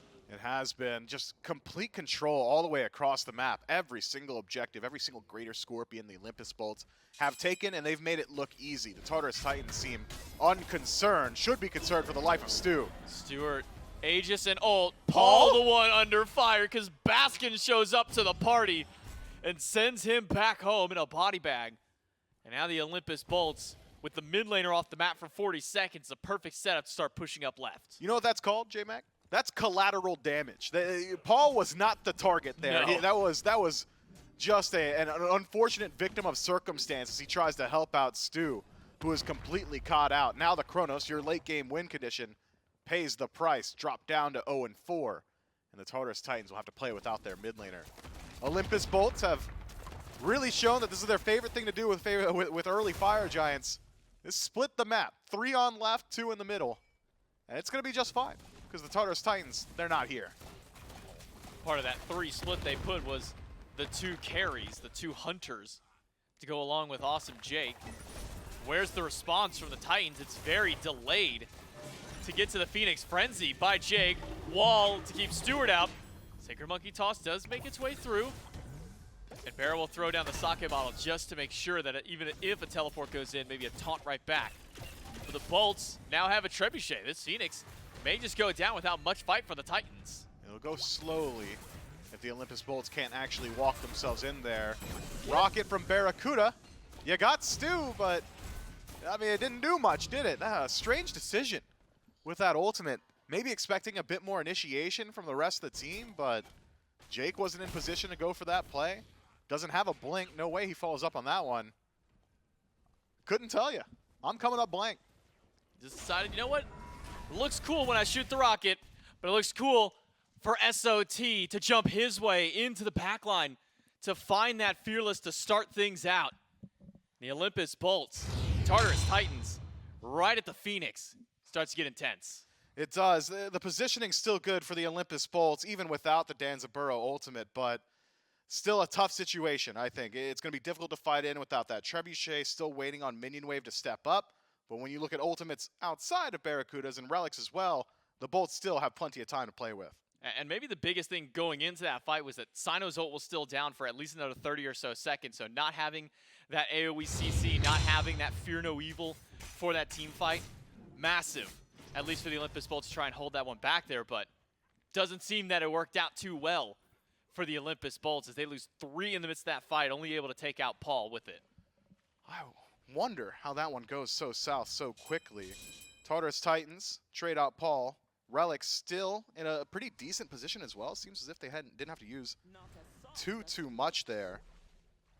I wonder where the Olympus Bolts head next. With such a significant gold lead, you'd think they still want to be proactive on map. It's going to be a little while till Fire Giant respawns, but still in a great position to leverage a bit of that lead. This is kind of the dangerous spot that the Bolts were in last game. I mean, we dial back to the end of game number 2. The Bolts make a great play. They get an enhanced Fire Giant, but unfortunately they split themselves up and ends up getting picked out from it. Now that left side Phoenix does go down, so that's the silver lining for the Bolts. They got the Phoenix. They got a kill on Paul, but they lose 3. Inevitably kind of shuts down some of their Fire Giants. There wasn't much time left on that timer, though. So the Bolts can set back up knowing that somebody on the Titans is going to be forced to stay on that left side. The problem for the Titans with that, though, is there is no teleport from SOT. He can't safely stay over there by himself and just join the fight anytime like anybody on the Bolts could. So let's get an entire map state recap here. The Tartarus Titans, 6,000 down, about where we were going into that Phoenix Siege, do lose out on that left side bird. 1 minute away from Fire Giant respawning, and it's Ven and Jake stepping up. Paul on an awkward spot. Venenu throws out the ult, waits for Paul to land back in, perfectly times it too. And Paul gets dropped down by the Olympus Bolts. This has not been Paul's game, as he has been the main target of the Olympus Bolts, the main thorn in their side for the last couple of games as well. Now sits at 0-6 on the Chronos. And you got to understand the decision-making from Paul there. He's thinking, Fire Giants respawning, the Bolts are owning right now, they're up in every single resource imaginable. No way they're grouping up on the left side to stop me from pushing Fire Minion Waves when Fire Giant is quite literally barreling down towards the earth. That was the critical mistake, Paul. Of course they are. You're Chronos. So shut him down, keep him in the grayscale for the next 20 seconds, and that's 20 seconds while Fire Giant is alive, by the way. It's not going to live for the entire 20 either, not with this crit build from BaRRaCCuDDa. Oh, it is slamming through pretty quickly, throwing the spread shot damage from Venenu. And Fire Giant doesn't stand a chance against the Bolts. That left side bird will come up in just about a minute or so. But there's only one tower for the Bolts to knock back down. That's this tier 2 over on right. Quick group up with double Hunter and both of them having fire means that even without the minions, the tower won't last. With the minions, it'll crumble to the might of the Bolts. And now the Titans on defense once again. Yeah, and that's Paul with no beads, no ultimate. If a taunt rings through from Baskin, that's just Paul's life. Roar taunted back in. Frenzy popped and a roar before the river walls can even rise. He's dropped back in. And the Tartarus Titans are a man down in the siege. But they still have all their ultimates. Stuart taunts back in. Beats gone. Cyno jump out. The Olympus Bolts with their trebuchet once again. Bat down the right side bird. And 4 still alive for the Titans. The Bolts move to mid. Taunt still available again. If Baskin connects with just about anybody, if Aror is going to fall, I think the only one that survives it is SOT. Blinks forward. Fearless no good. Wall would have saved Awesome Jake either way. Mid Phoenix wishes it had a wall to save it. Falls down as well. Olympus Bolts dash, taunt by Baskin. Cyno beads, SOT fine. Paul, level 18 on the Chronos still. Has not been able to get that farm like the rest of some of his teammates have. SOT pushes LASBRA out. When the left Phoenix respawns, the Bolts knock it away. LASBRA by himself, losing the boxing match against Paul. Yeah, he may be 0-6. Remember, it is still a Chronos with Polly at this point of the game. LASBRA sees what damage output the Titans do have, and the Bolts maybe keeping eyes on the rest of the squad here do start to back away. That is an oh my beast situation for LASBRA. Just a bit ahead of himself there as he walks into Paul. Paul's damage output with Obshard finished up as well. Pretty significant. Still waiting on that starter item. 1 level away from 20 for the Chronos. The Tartarus Titans have put all the eggs in that late game Chronos basket, but 25 minutes in, and it's still a ways off. The Olympus Bolts, though, they've expedited their process. Still have plenty of time to play with this fire giant. No birds standing, and damage output through the roof. I wonder, unless Cyno's ultimate goes down, I don't think the Olympus Bolts can really make the play of just fight in the Titan room and try and blitzkrieg it, deal the DPS to the objective while the Tartarus Titans are returning damage. But without Fear No Evil, that might be a viable play for the Olympus Bolts. So play aggressively here, force that team fight resource, potentially look at the end. Dash charged up for Baskin. Who will the taunt be towards? Beads are down for Stu. Beads are down for Cyno, but a bubble up means he'll have one way to get out of that taunt to start. Awesome Jake to the left, and LASBRA to the right, with the other three behind them. Dash taunt by Paul. Baskin, finds Paul, gets beads from Chronos. Baskin needs some poke, but he's got teleport, he's got ult. Worst case, Baskin comes right back to the fight. So Baskin now resustaining just with Fire Giant. Has Polynomicon in the build, so a bit of lifesteal there as well. Not that he's going to need it. So long as he can connect another taunt. Sprout's good. Stu in trouble. Stuart is almost gone. Aegis saves his life. Paul on death's door. Venenu puts him there. SOT tries to zone out, but the Titan is taking too much damage. The Olympus Bolts take game number 3 and take the lead in the set. Takes 3 tries to figure out how to deal with that Chronos easily, but the Olympus Bolts have finally found their answer, and it is to blitzkrieg the map and keep Paul dead for the entirety of the game. I believe ending at 0-7 on that Chronos. Clean answer. That's one of the downsides of this late game ticking time bomb is you gotta get to late game to be the bomb. I mean, we go into game number 1. Paul goes undying. They didn't get the win. He ends up zeros across the board there. Game number 2 and its second iteration there. Paul goes undying. The Bolts finally have had enough of it. They said, okay, we just need to kill Paul. That's exactly what they do now 7 times in this game. They answer the Chronos, and it's a much better look at it. And there was questions on the desk. Is this Ymir going to be able to supplement the Danzaburou similar to what the Maui did? The answer to that one seems to be yes. Yeah, the wall placement was good. The aggression from Awesome Jake, I think, another standout performance from him in this set. Just continually rolling through those red buffs, those purple buffs, keeping Aror out of a proactive positioning as well. Love what we've seen from Jake so far. If this is Jake all the time, I get it. This guy is pretty nuts. Pretty good performance out of Jake and the Bolts so far. They are 1 game away from qualifying to Worlds. Can they close it out? We'll find out in game number 4 right after this.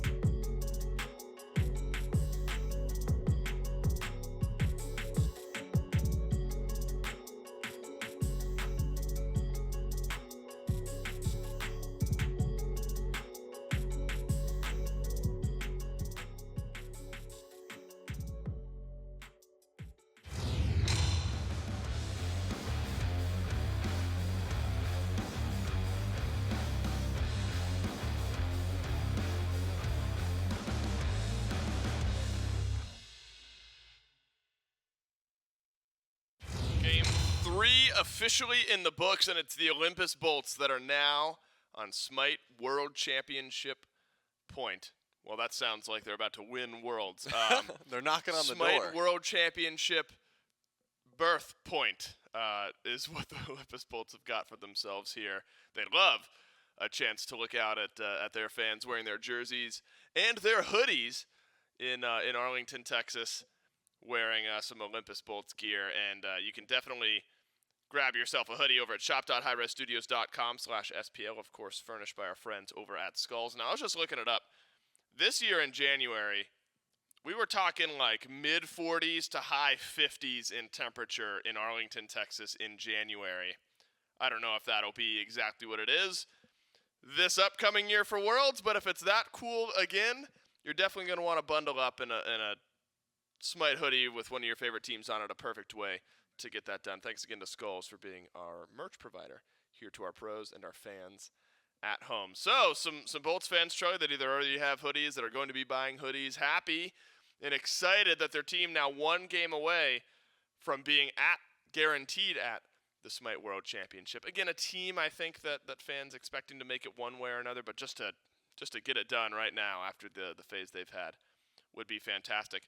And it's a similar look, Trelly, at the composition that we saw the Bolts have in Game 1, the Danzaburou, the Ishtar, trade out the Maui, but the Ymir seemingly filled that role quite nicely. An all-around good game from the Bolts. Yeah, I think the biggest change-up, I was very impressed with Baskin's play on the Athena. It was just dash in, taunt, set up for the team, repeat. I think BaRRaCCuDDa on the Danza as well was able to follow up with a ton of that CC. And then Ven and LASBRA had that range damage, the jousting field as well as the Suns. They were just able to set up so much CC for the team. There was the one play where Ven actually hit the swords before and after the rewind from Paul. Just such a clean play, I think, from the entirety of the Bolts, but I was really impressed with the front line, man. It just seemed like Baskin knew he was going to be the sole initiator on his squad, and the team knew exactly how to follow up on it. Wait for that taunt. If there's no taunt, we're just sitting back for a bit. Yeah, I'm glad you bring up the chain CC, because it felt like time and time and time again, that's where the Bolts were winning these fights. I don't know if this exact replay will be an example of it, but it was so often a taunt in from Baskin. Actually, there was one instance where Baskin got Fear No Evil, and he was absolutely going to die. Yep. Turns around, double taunts, would set up a wall, sets up a double freeze, and then the ultimate in from Ven on the Ishtar. Combining all of that just felt way too strong here from the Olympus Bolts. And now we've gone back and forth and back again to the Olympus Bolts finding themselves a win. I talked about Paul's kill list last couple of games and said we're still supplying some good damage. It was still a good game, just his teammates were the ones getting the last hits. Still did, top damage on his team in this game. But an active choice from the Bolts that felt like Trelly to keep Paul down 0-7 here in Game 3 on the Chronos. Yeah, I think that was the call, right? Try and put as much pressure as you can and not let this Chronos just pop off, because they know how much damage can come from that Chronos. And even though Paul was 0-7, he still was dishing out a lot. It was still the same exact strat of just stun out LASBRA, hit the time ref in the poly shot, and then LASBRA to ult out. That was enough damage to make sure he was consistently being threatened. Yeah. So just a good look from the Bolts, and also just the wherewithal to know, hey, that guy could hard carry the game if we don't put him down. Yeah, I think that's what the Titans are going to need here, especially in P's and B's for Game 4. Give something to Paul. I mean, Game 2 did in the win, it did look good. 0-1-5, big damage numbers on Chronos. I'm hard pressed to see how you win a set. And again, this is not Paul as a player. We know he is incredibly talented. He's one of the most clutch players of all time in SMITE. So that was a Game 3 where the Bolts really just chose to kill Paul over and over and over again, and there's not much Paul can do about that. But I don't think Paul will feel like he put his best foot forward here in this set, or had much of an opportunity if you end up going out with another killless game here. Would be tough. But the Bolts, seemingly that's their game plan. Slow Paul down, and it worked out here in Game 3 and earlier on in Game 1 as well. Bans remain similar, but not entirely the same, as the Athena will take a ban, and not enjoying the Ishtar Danzaburou combo are the Tartarus Titans. They'll take the Ishtar for themselves. That'll put Stuart on something, well, I guess in all likelihood Stuart, unless Paul wants to play it, something different for the first time this set. Now we get to see, when the Bolts have the option, do they take the Yemoja or do they just let it go? This is something that was really never a question for pretty much any support player up until like this playoffs. Now if Yemoja is open, the Bolts have been giving it away to the Tartarus Titans, and now the Tartarus Titans have given it away.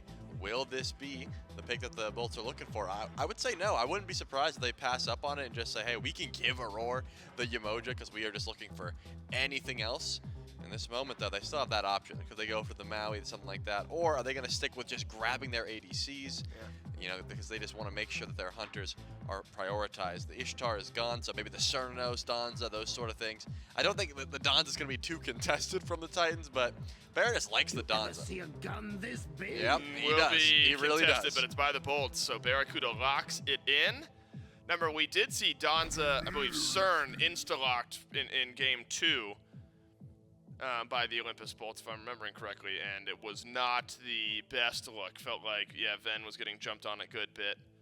Wonder if this is now a revert back to something a bit more standard for Ven in the mid lane, or if the Bolts really just love this double ADC style of composition. Ymir, a good look. And so not Yemoja or Maui when given both choices. In fact, it's the Ymir that falls to Awesome Jake.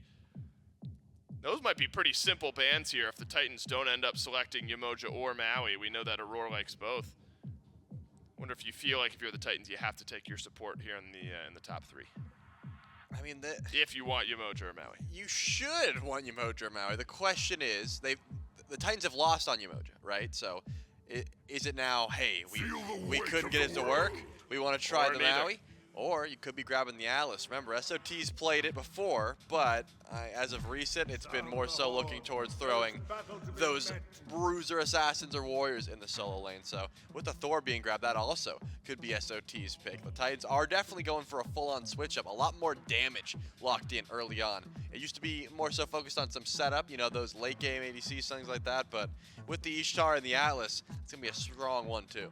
Man, what was that, a 29% win rate through Thor across 7 games? He has just not seen the feedback on the games we're selected. You know, quick math is, you know, it's won 2 out of 7 games here at Phase 3 playoffs that Thor has. So highly prioritized, somewhat highly prioritized. Not the best win rate. Where Lancelot prioritized the same amount, but closer to a 57% win rate. And it's looked good for the Bolts here in the past. We know the type of pace that LASBRA likes to set while on this Lancelot. So if we're assuming all things go to their standard roles, the Bolts are still going to be looking for a solo laner and a mid laner down the stretch. And sensing that could be a tier Titans will ban away. The very space control-y god. And then jungler still needed for the Titans for sure. You have to see Cyno dip back into something a bit different. Again, no Wheelix, no Pele. No Naja, no Daji, unless it ends up being a Thor for Cyno, which it absolutely could be. And definitely something different from Baskin here in Game 4. Yeah, that's what I'm thinking about. What exactly is Baskin looking towards? Because at this point, you know, his Tyr, his Hades, his Athena, his Guan Yu have all been taken away. It looked really good on Amma in the past. Yeah, his Thor has also been taken away. So it's really just, are you looking to set up for your team more? Are you trying to hard carry the lane? The way the Olympus Bolts play SMITE, as of recent, has been trying to carry, or trying to get in Baskin's lane and let him carry the early, that sort of thing. So if you're looking for someone who can run the game, Amaterasu is certainly one that could do it. I think it's got a decent matchup as well. You're going to be out clearing, but it looks like we're going to see Ven pull out the Scylla here. That's going to be interesting, especially because the Chronos, for example, still could come through. I referenced it earlier. These big burst mages can make rewinding a mess. It can. Scylla played once by Ven here at this event. It was against the Kings, their first game against the Kings. Remember, that game had a nice start. Didn't finish quite as nicely for the Bolts. And Ven goes 0-2-2 in a Game 1 loss on Scylla up against the Camelot Kings. Has tended to be now either the attempted Vulcan match, or in this case, the Vulcan replacement to Scylla. Of course, you get this big burst ultimate, you get the resets, but it is a smaller AoE. So that's sort of what you're contesting with there, needing to be more accurate, needing some better setup. With a Ymir, with a Danzaburou, you do have good options as well as the Lancelot, I suppose. Now we're going to get revealed, though, Trelly. Is this Thor over for the jungle, or is it something SOT wants to play out of solo lane? Sot was one of the first ones in recent years, not of all time, but recent years to really bring Thor back over to the solo lane. Final K and the Dragons most recently. Really enjoyed the Runeforge style of build. And what we assume to be some type of mid laner for Paul here. Is there any glaring options? And Hell had been banned out previously, not here against Paul in Game 4. Yeah, I'm wondering if the Bolts thought, hey, Paul isn't going to go to it, or we just aren't worried about the Hell anymore. And seeing the fact that the Hell was really highly contested for a while and it's fallen out of favor ban-wise against the Titans, maybe that is the call, but Paul is still happy to go towards it. That cleanse is going to help out, especially with these Ymir freezes and how much CC Bear has been able to apply from the Danzaburou, so that could be the call, because Aror is going to be trying to be the solo frontliner here as the Atlas, maybe helping him, just cleanse him, speed him up, that sort of thing, so he's not the first target in these fights. And then Cyno back on the Nemesis, didn't have the greatest performance, but I think that amount of prod shred and dive is still going to be valued here for the Tartarus Titans. Now we get to see what Baskin will go to. We did theorize about the Amaterasu, and I think that's a pick that still works quite well here, but hard CC seems to be what the Bolts have been liking to go towards, just CC chaining things like the Don's Sokka bottle and the Ymir freeze, that sort of thing. So the Horus, that is hard CC, but that is not what I was expecting. They're lacking a bit of damage, but they've got Danza still, Lancelot in the back. I guess this is all set up here from the Bolts. And extra mobility as well with To the Skies. The Olympus Bolts, they rewind the clock a little bit. Remember when Haddix was on this team, the Horse was something that they had some compositions built around, hadn't seen it in a little while, and now it's going to get brought back by Baskin. So definitely a pick that the rest of the Bolts comfortable and used to playing around. I wonder though, Trelly, in your mind, are there some alarm bells, some concerned pings going off in your brain? This Nemesis earlier on in this set for Cyno did not look great. Ended the set with very, very low damage numbers. Do you think an opportunity, though, for a bounce back into what the Bolts have drafted? The opportunity is certainly there. It's going to be so difficult as a Nemesis because of all the hard CC that the Bolts have. I mean, pretty much everyone on the Bolts besides Ven is going to be easily able to break that shield, and that is a big part of your dive. That's a big part of your survivability. It's not like the late game carry potential isn't there. It's just, you got to imagine the Bolts are going to try and focus out Cyno in the early, especially if he wants to get active. You know that LASBRA is going to be over in solo lane trying to play through this Horse, that sort of thing. So if Cyno tries to match that, not going to be the best time fighting. Once SOT is able to make some rotations, you know, the Anvil of Dawn, that sort of thing, it adds up, and I think their team fight presence is solid. It's all about, can you get rolling? Can you start off on the right foot? Remember, this would be a massive statement from the Olympus Bolts. If they're able to win here in game number 3, think back to the last couple of weeks of Phase 3, that there's an opportunity for the Valks to jump over them. There's a chance that the Bolts just go straight to group stages. They're able to weather that storm. But you're still looking at the Bolts as a team that you're like, man, they haven't quite put it together. The beauty of this event is that you only have to put it together for a couple of sets. The Olympus Bolts have put it together for this set so far and give themselves a great chance to bypass group stages, go right on to the SMITE World Championships. Titans on the other side of that would love the same opportunity. It would require a game number 5, though. And so if we've gone back and forth now, it's the Titans' time. Here in game 4, Trelly, a lot of this hinges on maybe Cyno, his ability to get things going. Also, I think Sot on this Thor has a big role to play. Yeah, I would say so. I think big rotations from the solo lane are what we should be expecting, and get it going early because you want to make sure your early game's fine. Are the Bolts going to Worlds, or are we going to a game 5? We got to jump into game 4, Bolts and Titans with J-Mac and Mifflin. 1 game away for the Olympus Bolts to make it to the SMITE World Championships without having to do any extra steps out there. Meanwhile, the Tartarus Titans have got to win 2 in a row to put themselves in a similar position. And again, Mifflin dialing back, kind of piggybacking a little bit off of what Dave was saying, was this is an Olympus Bolts team that struggled mightily in phase number 3 and were potentially even 1 to 2 sets from not even getting to this tournament. And now they might be the 3rd team to qualify to the SWC. It all comes down to this game for them. Tartarus Titans really got to fight back.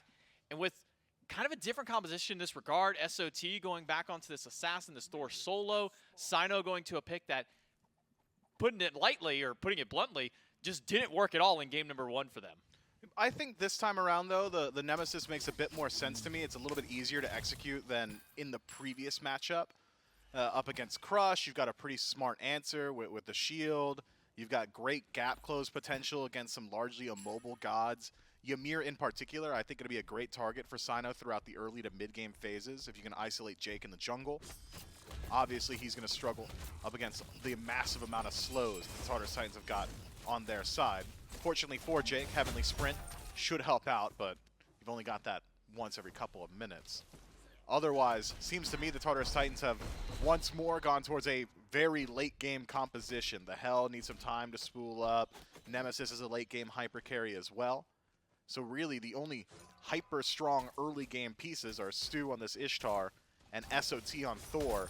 But for the most part, that Thor is not about bullying in lane, it's about getting involved in that mid 3v3, or I should say 4v4, with Baskin also having some global. Ooh, Cyno in danger, but now LASBRA running. Dash not enough. Paul doesn't have the cooldowns to throw out that first ability again to try and get the pick on towards Laz this time. So LASBRA will be able to skate by death this time around. The Tartarus Titans putting some good pressure on the Bolts. Small skirmish around the Scepter. BaRRaCCuDDa cuts off the escape path into lane. And Scepter is dropped down. Credit over to the Tartarus Titans this time. I think Tartarus Titans right to play through this duo lane. I expect Cyno to make those rotations sooner rather than later. Whereas the Olympus Bolts, I think, probably just want to play wherever LASBRA is. It doesn't particularly need to be in any one individual lane. So long as your Lancelot is there, you're very likely to have a slight edge. LASBRA is so much stronger on this pick than Nemesis in the early. Well, dash caught out by Aror. Auror's dash, I should say, caught out. Taunt back in by BaRRa. Good damage from the money bags, but a good dash by Stu will be enough to peel for his support. Both Jake and Aror getting low during that engagement. BaRRaCCuDDa being the healthiest one of the dual lane, still alive on both squads. And look at the difference between the builds on the dual lanes, namely in ADC. Cyno, bit of an early blink there. Huh? Maybe worried about, like a crush coming over the wall or something like that. Fair. Could be a misclick as well. But the point I'm trying to make is BaRRaCCuDDa has massive sustain advantage. Gilded Arrow for Stu might give you a little bit of damage output advantage, but BaRRaCCuDDa on Danzaburou has the heal from the sake bottle as well as just healing from Death's Toll, meaning that any small auto attack trade that the Olympus Bolts can take in the duo, so long as nobody dies, will favor the Olympus Bolts. Cyno in the 1v1 against Venenu ends up stealing the red buff away. So that's some XP lost to the mid laner of the Bolts. Now the good news for Scylla out there is at least a little bit easier time clearing out some of the waves with her recent buff. The extra damage to the minions both in lane and in jungle make it a little bit easier for this god to clear. Couple that alongside with the buffs that Sands of Time did get. So Venenu probably not too upset. Still not happy that he loses out on a buff in XP, but probably not as bad as if this were maybe a patch or so back. Yeah, previously Scylla didn't clear wave until around level 9, where Archer's fully. Now, around level 5, 6, you're feeling a lot better about Crush and its ability to at least generate a bit of pressure in lane. That said, Paul might be a late game scaler on Hell, but her early game damage is pretty incredible. Should be able to establish a bit of pressure up against Ven.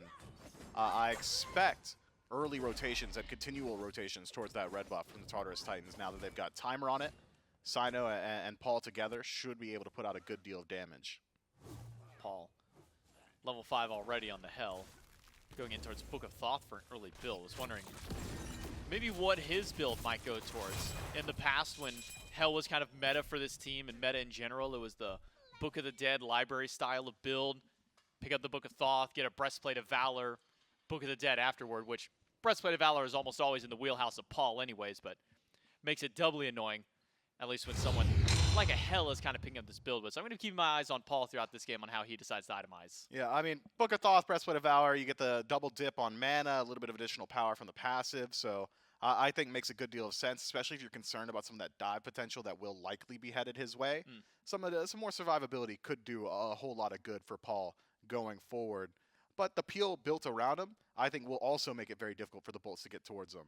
Now, one of the things I was kind of talked a little bit about earlier was the involvement maybe of the solo laners to get over here a little bit earlier on in these fights. Try and get the Thor to rotate in early, try and really get an advantage for the Titans in these early 2v2, 3v3 skirmishes because you've got that semi-global pressure.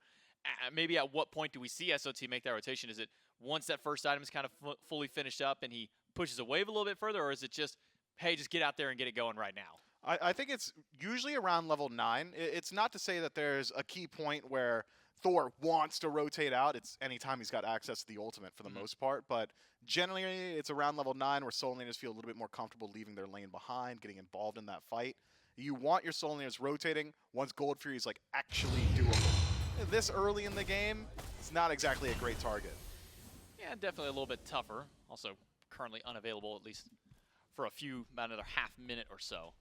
Now this Horus, somewhat equal as far as rotational power, maybe a little bit slower than what SOT could do. You gotta jump into the sky and then fly across it and then wait for your landing after, as opposed to SOT, you can press forward, go up, and slam right back down.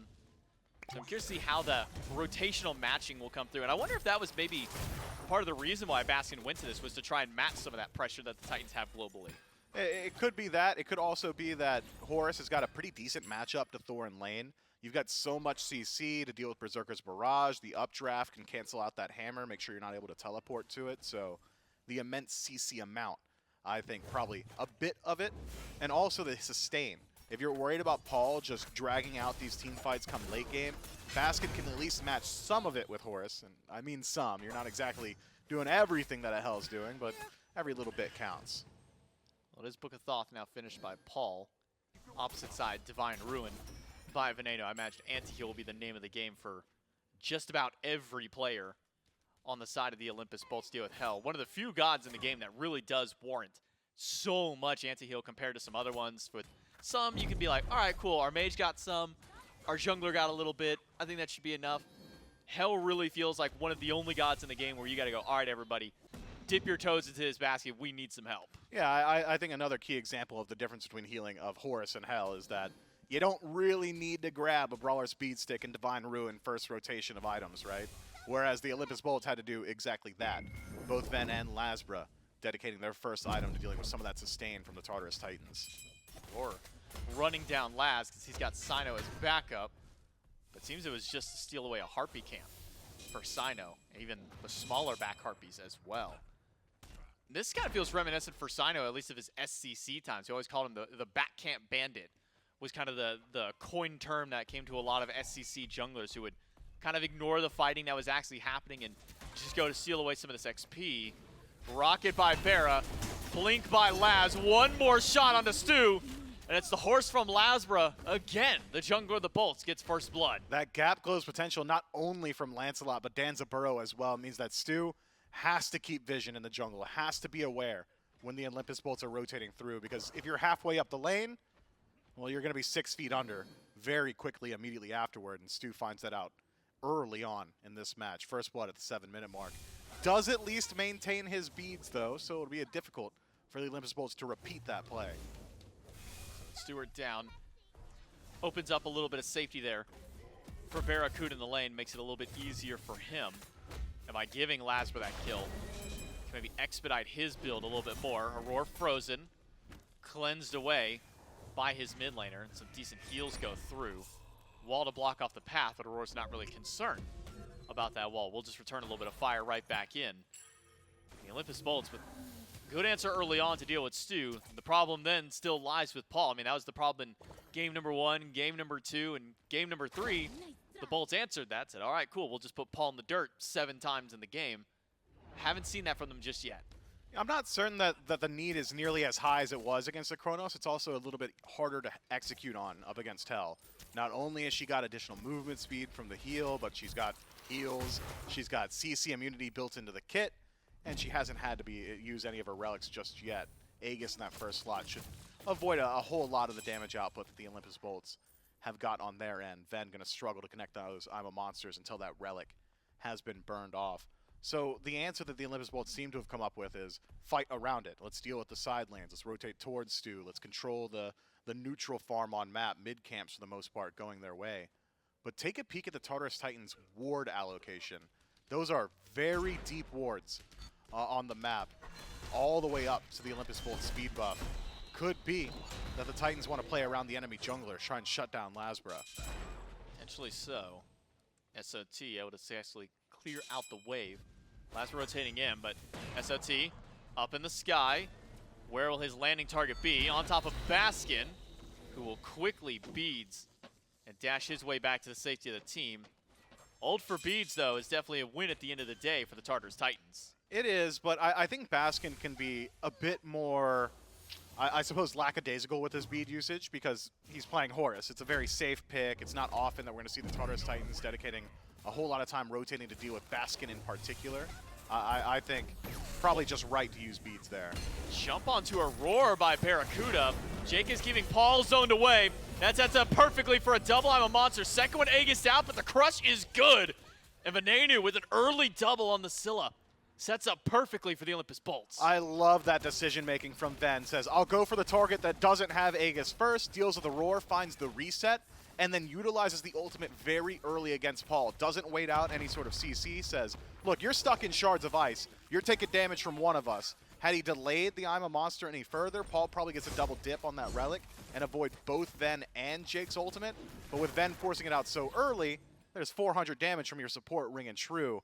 Great stuff from the Olympus Bolts mid laner. And finally got some of that answer towards Paul, and you can see what the extra bit of anti-heal can do to really shut down Paul. That's not going to dissuade the Titans from at least going towards something of their own. Pyromancer started on the right side of the map. The Olympus Bolts have no idea that this one is going on. So the Titans get their response. They get a little bit of extra gold in their pockets.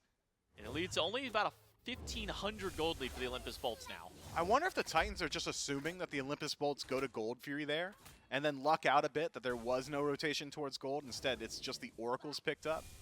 As Paul peeks around the corner, realizes nobody is actually there. So it's the Tartarus Titans closing up a good deal of that lead with no response from the Olympus Bolts on map. One good team fight for the Titans. You can pick up the Gold Fury immediately afterward. We're right back to an even game. Good stuff. Making sure the Olympus Bolts at least have to pay even when they're taking these team fight wins. So the Titans grabbing that objective, knowing now that the Gold Fury hasn't been taken, have maybe another window to try and get back in this game, assuming that Stuart can get some assistance on this left side. He has been pushed out by BaRRaCCuDDa so much that BaRRa was able to rotate towards mid and make that last little team fight even happen. With T1 gone for Paul, a lot of safety for this hell removed from the center of the map. It is. I wonder, if Ven pushes up this wave, Paul could be in a position to just freeze at his tier 2. This early in the game, taking a tower, could be a bit of a double-edged sword. We'll see what the response is from the Tartarus Titans mid laner. The Olympus Bolts, they figured out how they want to play. It's a whole lot of early game aggression. 3 stack in the jungle. Auror's got to be careful here. SOT dunks towards Pyro. Now with the semi-global gone, comes down to the question of can Stuart maybe steal this Gold Fury. He's trying to get around the wall, but can't. I'm a Monster goes through. The Bolts get the Gold Fury, but will Jake even be able to make it out? It seems the answer to that one is no. The sacrificial lamb of the Ymir does go through. It took a little bit of extra time, but Paul's able to pick up the first kill for his team. But another objective, this one now for the Olympus Bolts. Given 1,000 opportunities to take that trade, the Olympus Bolts take it every single time. Support for Gold Fury is always going to be valuable, especially considering Jake has already created a 2-level buffer, now 1 level, Aurora ticking over to 9. So even in losing Jake's life, it's not as if his bounty were massive, none of the kills had landed in his column, so instead, essentially a 0 for 0 turns to a 0 for 1, but it's the Olympus Bolts who grab themselves the objective. Do have our third form of anti-heal now with BaRRaCCuDDa. Shadow Steel Shuriken picked up. So anti-heal on crits at least, so not as dependable as being able to throw Brawlers or Divine Ruin, but we've been seeing how these builds have progressed to being usually double if not triple crit for BaRRa as the game goes on. Olympus Bolts with that Fury extend their lead to about a 2,000 gold lead now, and have once again scared Aror and Cyno from even stepping up towards these mid camps. It feels like Venenu and LASBRA have had complete control of the mid-neutral objectives. Yeah, there's just not much fight back potential from the Tartarus Titans in the mid 2v2. If it's Cyno and Paul together, they don't win that fight up against LASBRA and Ven, not just yet. Once Paul gets a couple of more items, the power on this hell gonna hit some pretty significant spikes, but a tier 2 book and a Breastplate of Valor not exactly matching the output of a Charon's coin into a tier 2 book from Ven, as well as the penetration already stacked up from Divine Ruin. So the Olympus Bolts rightfully playing around some of their power points on the map. But with nothing to fight over as of right now, The only thing I could imagine seeing is the Olympus Bolts grouping up, looking for some buff invades. And seems to be the case for Baskin on the opposite side, who's already approaching those backs. Would love to see Cyno maybe get a little more active on this Nemesis. We haven't really seen anything from him outside of a couple of initial little fights around the blue buff and one little skirmish over towards mid, sitting bottom of the player damage chart at the moment. Below everybody else on the map, even this Ymir. Awesome Jake's been able to get some solid freezes, great ultimates to set up for his team. I really would like to see Cyno step up and try and make a name for himself with this Tartarus Titans team. Remember, this is a team that has only just now brought this player onto their squad this past week. Only had a couple of games, a couple of games to scrim against before jumping into, you know, a massive tournament play. He's done well for himself, but needs a little bit of a step up here in game number 4. Nemesis not exactly the playmaker that you'd want to do too much on map as of now. We're starting to get to the point where Cyno can be a bit more aggressive in positioning, in going for blink in first slot, initiation into the massive CC chains that the Olympus Bolts have got available. Could be a death sentence. Once he heads back to base and picks up those beads, we'll be able to get a little bit more aggressive while maintaining a certain degree of safety. So we can keep our eyes on Cyno post-back, but for now, I think just going to spend some time farming in the jungle. Well, he will take his speed, at least the Harpy camp as well. Now make his way back in. Book of the Dead does get picked up for Paul with the breastplate, so has a lot of defense to his name in that regard, a little bit of extra safety. Once he does fall into that health threshold, we'll get a pretty nice shield for himself, but there's a lot of damage on the side of the Olympus Bolts to kind of burn through that really early. It's a significant grouping from the Bolts on the right-hand side. SOT, pretty hard to isolate. CC immunity, ultimate, and global presence, plus pretty tanky at this point. Means even had the Olympus Bolts connected some CC there, probably unlikely that he actually falls down. Pyromancer has come back to the map. Olympus Bolts have control of the Fire Giant pit so far as vision is concerned. So the Tartarus Titans not going to be able to sneak away with this one. Paul will zoom away with his heal back towards Cyno. Aror will get a little bit of CC towards Jake, slowing him down, but it's just mid-Harpies that the Bolts are concerned with. Pyromancer is back up. Gold Fury's still down for about another 40 seconds. Could be a window where maybe the Bolts try and pull this smaller neutral objective, take it before the Gold Fury goes back up, knowing that there's no one to really take that, but doesn't seem to be the call for this team just yet. I didn't even notice the level difference between Venenu and Paul. Level 17 for the mid laner of the Bolts compared to Paul only sitting at 15 right now. Yeah, you'll see the damage difference as well. Watch a Crush connect for upwards of 600 damage on just about anybody on the Tartarus Titans, whereas Paul just now starting to piece together a little bit of damage in his build. This next item likely going to be a dedicated pen item for the Hell, just so you make sure that when the CC is there from Aror, when SOT does find the dunk, there's some follow-up from your magical damage dealers. Whereas the Olympus Bolts, they're ready. They've got plenty of setup in their roster, be it a stun from Baskin or any sort of lockdown from anyone else. Ven's going to be there with the damage. Titans on gold. This is going quickly. Tempted steal by Jake, but too early on the attempt there. The Tartarus Titans do get the Fury. Can they find the fight out? LASBRA charging in with the rest of the squad. It's a collapse by the Bolts, but not really a lot of damage. I'm a monster off the mark by Venenu. The Tartarus Titans snag the objective, and they're all able to walk out. No problem. Questionable walk up by SOT. Will now lose out on his beads. Yeah, I wonder what SOT's stepping up for there. You already got the Fury, right? You know the Olympus Bolts haven't pulled it. It's dead. So instead walks up and loses that relic. But the Tartarus Titans, even in taking gold, I think a very significant win for them. They are not favored in those fights, especially considering the gold disparity that we were looking at going into that engagement. We'll see if the Bolts can grab Pyro. Jake picked up by Aror, but Aror stuck in the crush with Cyno. Double freeze from Jake. He is so tanky on this Ymir. Baskin to the skies, crashes in with a rocket from BaRRaCCuDDa, catches out Paul. The damage from Ven is immense. Venenu able to get one, LASBRA able to take another. It's 4 for the Bolts, and fire might just be on the menu. Man, the Titans had used so many resources to chase out on that, or to escape on that left-hand side, and the Olympus Bolts call their bluff. We'll go to Pyromancer. It's a consolation prize, but at least it's something to keep our lead. And the Tartarus Titans say, no, no, no. We want that one too. Sot lands onto Jake.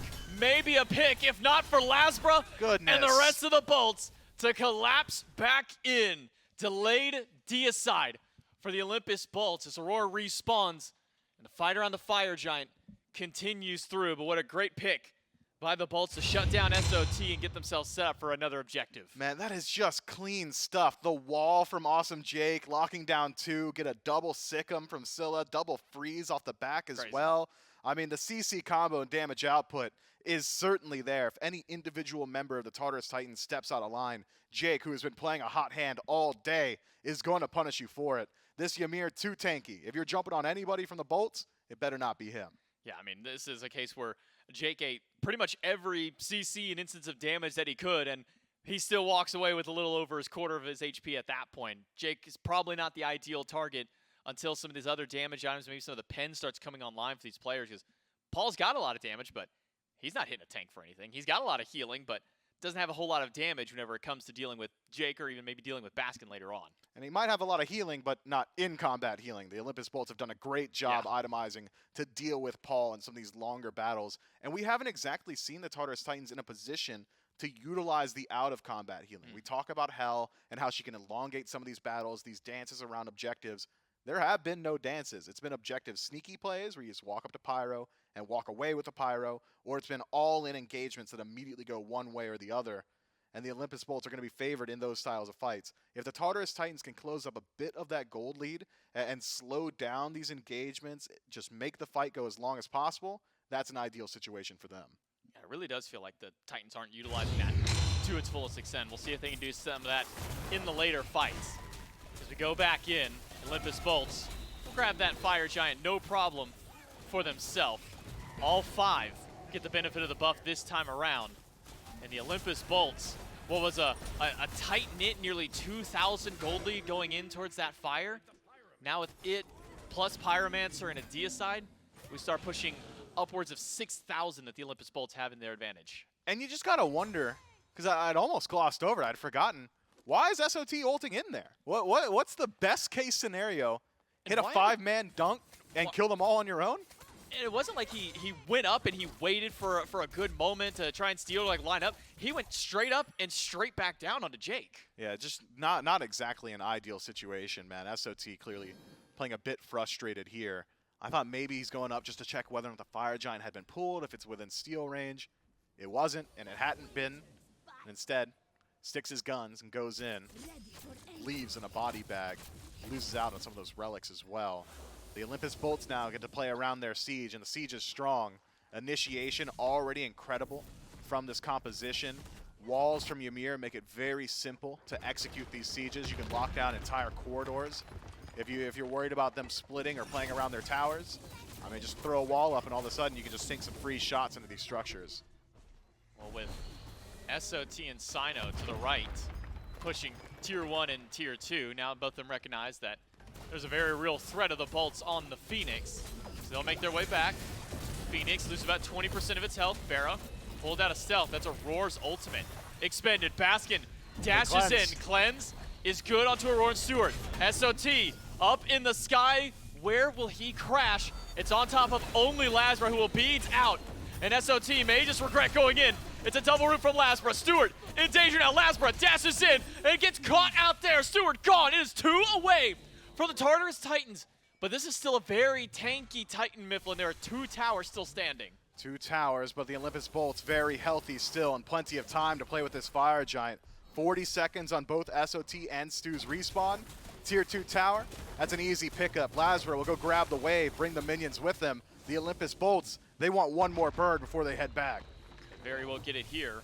Worst case for them, they can head over and take the last tower and right, but Paul is already caught out. His beads, his Aegis, his cleanse are all gone, but Aror doesn't have any of those luxuries. Venenu drops the support. It's 10 seconds on SOT, 13 on Stuart, but I don't think they're gonna get a chance to play defense. The Olympus Bolts are aiming to be your 3rd squad to go to Worlds, but the damage output from Paul is good. SOT is back up. Stuart comes back into the fight. The Bolts need more damage to take the Titan, but Baskin is falling down. Stuart takes down one. The Titan is low. The Olympus Bolts, can they do it? Cyno stops another, and the Tartarus Titans have put up the defense, but it's not quite enough. 1 player left standing, and the Olympus Bolts are going to Worlds. These are not standard Olympus Bolts wins. Generally, it's that 30-minute mark, these long battles, but this time it is decisive shot calling that closes the day. The Olympus Bolts spotting small openings, walk into the Titan room, and completely separate the match. Man, my heart's going crazy on that. I thought we were having the defense, the pushback looked from good. the Tartarus Titans there, but all you need is one player left standing. As long as that's your primary damage dealer like Venenu, it seems that that's just enough damage that the Bolts need to go through there. They kept it tight throughout the entire set. A back and forth game 1 and 2, a back and forth game 3 there, and game number 4 it looked like anything but. Olympus Bolts dominating this 4th game. The Olympus Bolts really sped up the pace in this set, and they found out that if we can close these games quick, these late game focused, late game slanted compositions from the Tartarus Titans generally start to fall flat. Smart answer, because it continually works, and it looks good yet again as they stamp their ticket to Worlds. Olympus Bolts will now be your 3rd team making it to Worlds, but not quite the 3rd seed. They've got to fight for that 3rd and 4th seed spot tomorrow. But that's it for them today. That's it for Miff and I right now. We'll throw it over to the desk to break it down. Yeah, the Olympus Bolts punch their tickets and they go on to Worlds. Unfortunately, the other prong of our matchups today is that the Tartarus Titans will be headed to group stages. That'll be early on in January, where 4 more teams will advance to Worlds after that. Of course, that'll be an event mixed with SPL and SEC teams, so still something I think the Titans will favor their chances. But it's all about the Bolts right now, and it's a Bolts team that is able to capitalize, get things done here in Game 4. And I think Miff says it best here, Trill. He really picks up the pace. And I love the post-game video of the player booth there. Jake, I don't think really knew what to do with his hands. And you know what? I genuinely think it's such a weight off for this team, Right. who had such a, I have to imagine, mentally taxing 3rd phase. Still plenty to clean up, but just to say we can relax for a month and a half. We can scrim. We can enjoy our holiday season. We know we're going to Worlds at least. They can take a breath. Yeah, I think that was a much needed boost in not only the confidence, just in the gameplay there from the Olympus Bolts. We didn't know how they were going to adapt to getting Baskin in. I think Baskin has been a fantastic addition to this squad, and they've played around him so well. Sometimes hard carrying the game, sometimes just saying, okay, you're going to be on horse, you're going to set up, and we're going to have Bear, we're going to have Ven, we're going to have LASBRA doing all this damage, that sort of thing. I love the diversity in their play styles as well, but the Bolts really did have a game plan. You could tell going in from game number 1 through picks and bans, the way that they went through it, and they executed on it time and time again. I mean, there were some back and forth games, but you could tell they had a plan and they executed. Yeah, there was something different about this Bolts team, it felt like, here today, and was an awesome sort of mentality to watch, because this Bolts team, they came in with a bunch of Danza comps, and we were wondering if it would work. It was iffy earlier in the weekend, really works out here today. And as I said, now the team can take a deep breath. They'll play for seeding tomorrow, but seeding is all they've got to worry about. The Olympus Bolts officially headed to the SMITE World Championships. Their mid laner, Venenu, standing by with J-Mac for the post-game interview. Yeah, thank you so much. Venenu joins me for our postgame, and just got to say, man, it's probably got to feel a good relief for your team. You know, you guys came in here 6th seed into the event, a rough phase 3. How's the team feeling now that you've got that qualification, now that you know that you're guaranteed to go to Worlds for at least the next month or so? It feels great. I mean, honestly, we've been working hard. With the new addition to Baskin, we kind of had to clean up some stuff and learn how he kind of plays. But we kind of executed what we wanted to do, and we're happy with how we played. Happy that we qualified. Yeah, and talk about this set, man. Back and forth throughout, some rough patchups there. Obviously, the game 2 kind of struggle out in that regard. Coming into game 3, the Chronos gets locked in again. You see it, kind of picked up early in the draft. Was that y'all's adjustment, saying, okay, now that we've kind of played against it, now we know how to deal with it? What were some of those kind of adjustments mentally with the comms to deal with that kind of a pick? Honestly, he played the second game really well. He just kind of played the hyper farm, which is something that we're not necessarily used to. And then we figured out the Chronos Lance matchup. It just insta takes him off the horse, and we did not know that game 1. Oh. And then we're like, oh, okay. And then we just kind of played it a little bit differently, played a little bit more pressure into it, and just kind of tried to abuse it as much as we could before he gets 4-item spike. Yeah, definitely shut him down before he becomes a problem. One final question for you, Venenu. It's something that we used to see all the time last year. We kind of see it sporadically. We're going to be getting a selfie on Twitter for your world qualification this time? Not prepped. Maybe, though. Maybe. Maybe a selfie from Venenu. Congratulations, Venenu, on making it to World. Congrats to the team. We'll see y'all tomorrow for seeding. We'll throw it back into the desk to close it out. Yeah, Ven can be posting selfies with fans at Worlds now, guaranteed to be moving on. As I've mentioned, we will see the Bolts tomorrow up against the winner of our next set to determine 3rd, 4th seed going into the SMITE World Championships. But I think you got to look back at exactly what goes on here in Game 4, Trelly. And I think it's, again, an opportunity for the Bolts to set the pace, and the Bolts took that opportunity. Felt like the Ymir for Jake really stepped up again in this game. BaRRaCCuDDa on the Danza was able to play it at a very high level. Felt like a benchmark style of composition here for the Bolts. I love that I said, the Bolts had a plan and executed. I mean, look at this. It's just... When in reality, it was just BaRRa said, hey, I'm going to grab Danza, you guys can do the rest. Like, I'm only picking Danzaburou, and you cannot make me play anything else for the rest of the set. And the rest of the team really rallied around that. I imagine that was the plan, and I don't think BaRRa had to say a word in comms, Just pick me the Tanuki. That's what I want. Maybe it was Mike on Twitter. I don't want to give credit to somebody else who actually did post it. I think it was Mike, though, on Twitter just now was talking about how he actually admired how BaRRa was just relentlessly early picking Danzaburou and actually meant it, because he was like, look, that actually frees up the rest of your team to counter pick a bit later on in the draft. That's BaRRa saying, look, I'm going to play Danza. I don't really care what I'm going to play up against. You guys can save your picks for later. Let's just go ahead and get this one checked off the list. And I think at some point you have to respect that he was a consistent player here today. Ven looks fantastic on the Scylla. Scylla was a pick that all weekend long up to this point hadn't been incredible, but this was a really, really big standout performance, I think. It's 6-1-7, 408 on LASBRA. That's a vintage win streak Bolts from last year type of performance from LASBRA. And really just nicely tied together all around here at the end. Again, I'll reiterate, I think you could almost feel the emotion. Obviously, we didn't have microphones in the booth there, Trelly, but I think you could really feel sort of the exhale finally from the Olympus Bolts, and one that they really needed as a team. I think Ven really means it when he's talking about this team working very hard with one another. There's plenty of VOD review to go back and do, retooling of strategy, and getting Baskin on the same page as the rest of the team, or maybe the rest of the team on Baskin's page. There's plenty of conversation there.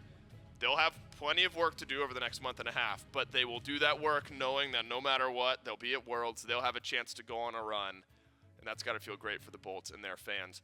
I think the Titans, though, this is the team going to be very, very competitive at the group stages, will still likely favor their chances to make it out of those group stages. Unfortunately, though, they will have to play early on in January prior to Worlds. So we have one match remaining today, one more best of 5, and it is our one of the losers from early on in the weekend. Remember, the Oni Warriors dropped 2-0 to the Tartarus Titans, and then the Jade Dragons with a performance they would like back up against the Camelot Kings yesterday. So Dragons versus Oni Warriors, the stakes the exact same in this one. This is our final qualification match of the weekend, where either the Dragons or the Oni Warriors will be guaranteed going to Worlds, and the loser will play at group stages earlier on in January. And then, of course, the winner of this match plays the Bolts tomorrow as far as seedings go. I think, Trelly, if you're looking at the bracket, some combination of Leviathans, Kings, and Dragons was likely expected. 2 of those 3 likely expected for 1st and 2nd seed. Literally had to happen that way, I suppose. But I think the Bolts may be a surprise move forward here. And if the Oni Warriors can find an upset, things get really topsy-turvy very quickly. Yeah, I think the scariest part is the fact that, number one, the Titans are going to group stages for all the other teams, and then also either the Oni Warriors or the Jade Dragons are also going. So it doesn't look good, in that situation, because you're like, oh man, we got to deal with those. But someone had to do it, right? And so the Olympus Bolts got to feel very confident, as you said. You could almost feel the exhale of just right when that game over, like throughout the entire studio. Just they were excited about it, and now I think they'll be able to just sit back and start working on what they want to go for at Worlds. What a crazy story it would be if the Oni Warriors upset the Dragons here. And then it's like the 2nd seed Jade Dragons just at group stages, and the SEC teams run into the Dragons. That'd be crazy. But the Oni Warriors, a very highly seeded team as well. And I think, Trelly, both teams between the Dragons and the Oni Warriors, looking forward to our next matchup, want almost redos from what we saw earlier on in this weekend from them. The Dragons yesterday, then of course the Oni Warriors a bit earlier on. Congrats to the Olympus Bolts. They've made their way to the SMITE World Championships, and they did it in 3-1 fashion over the Tartarus Titans. One best of 5 remains today. Jade Dragons, Oni Warriors, a spot at Worlds on the line. Coming up next.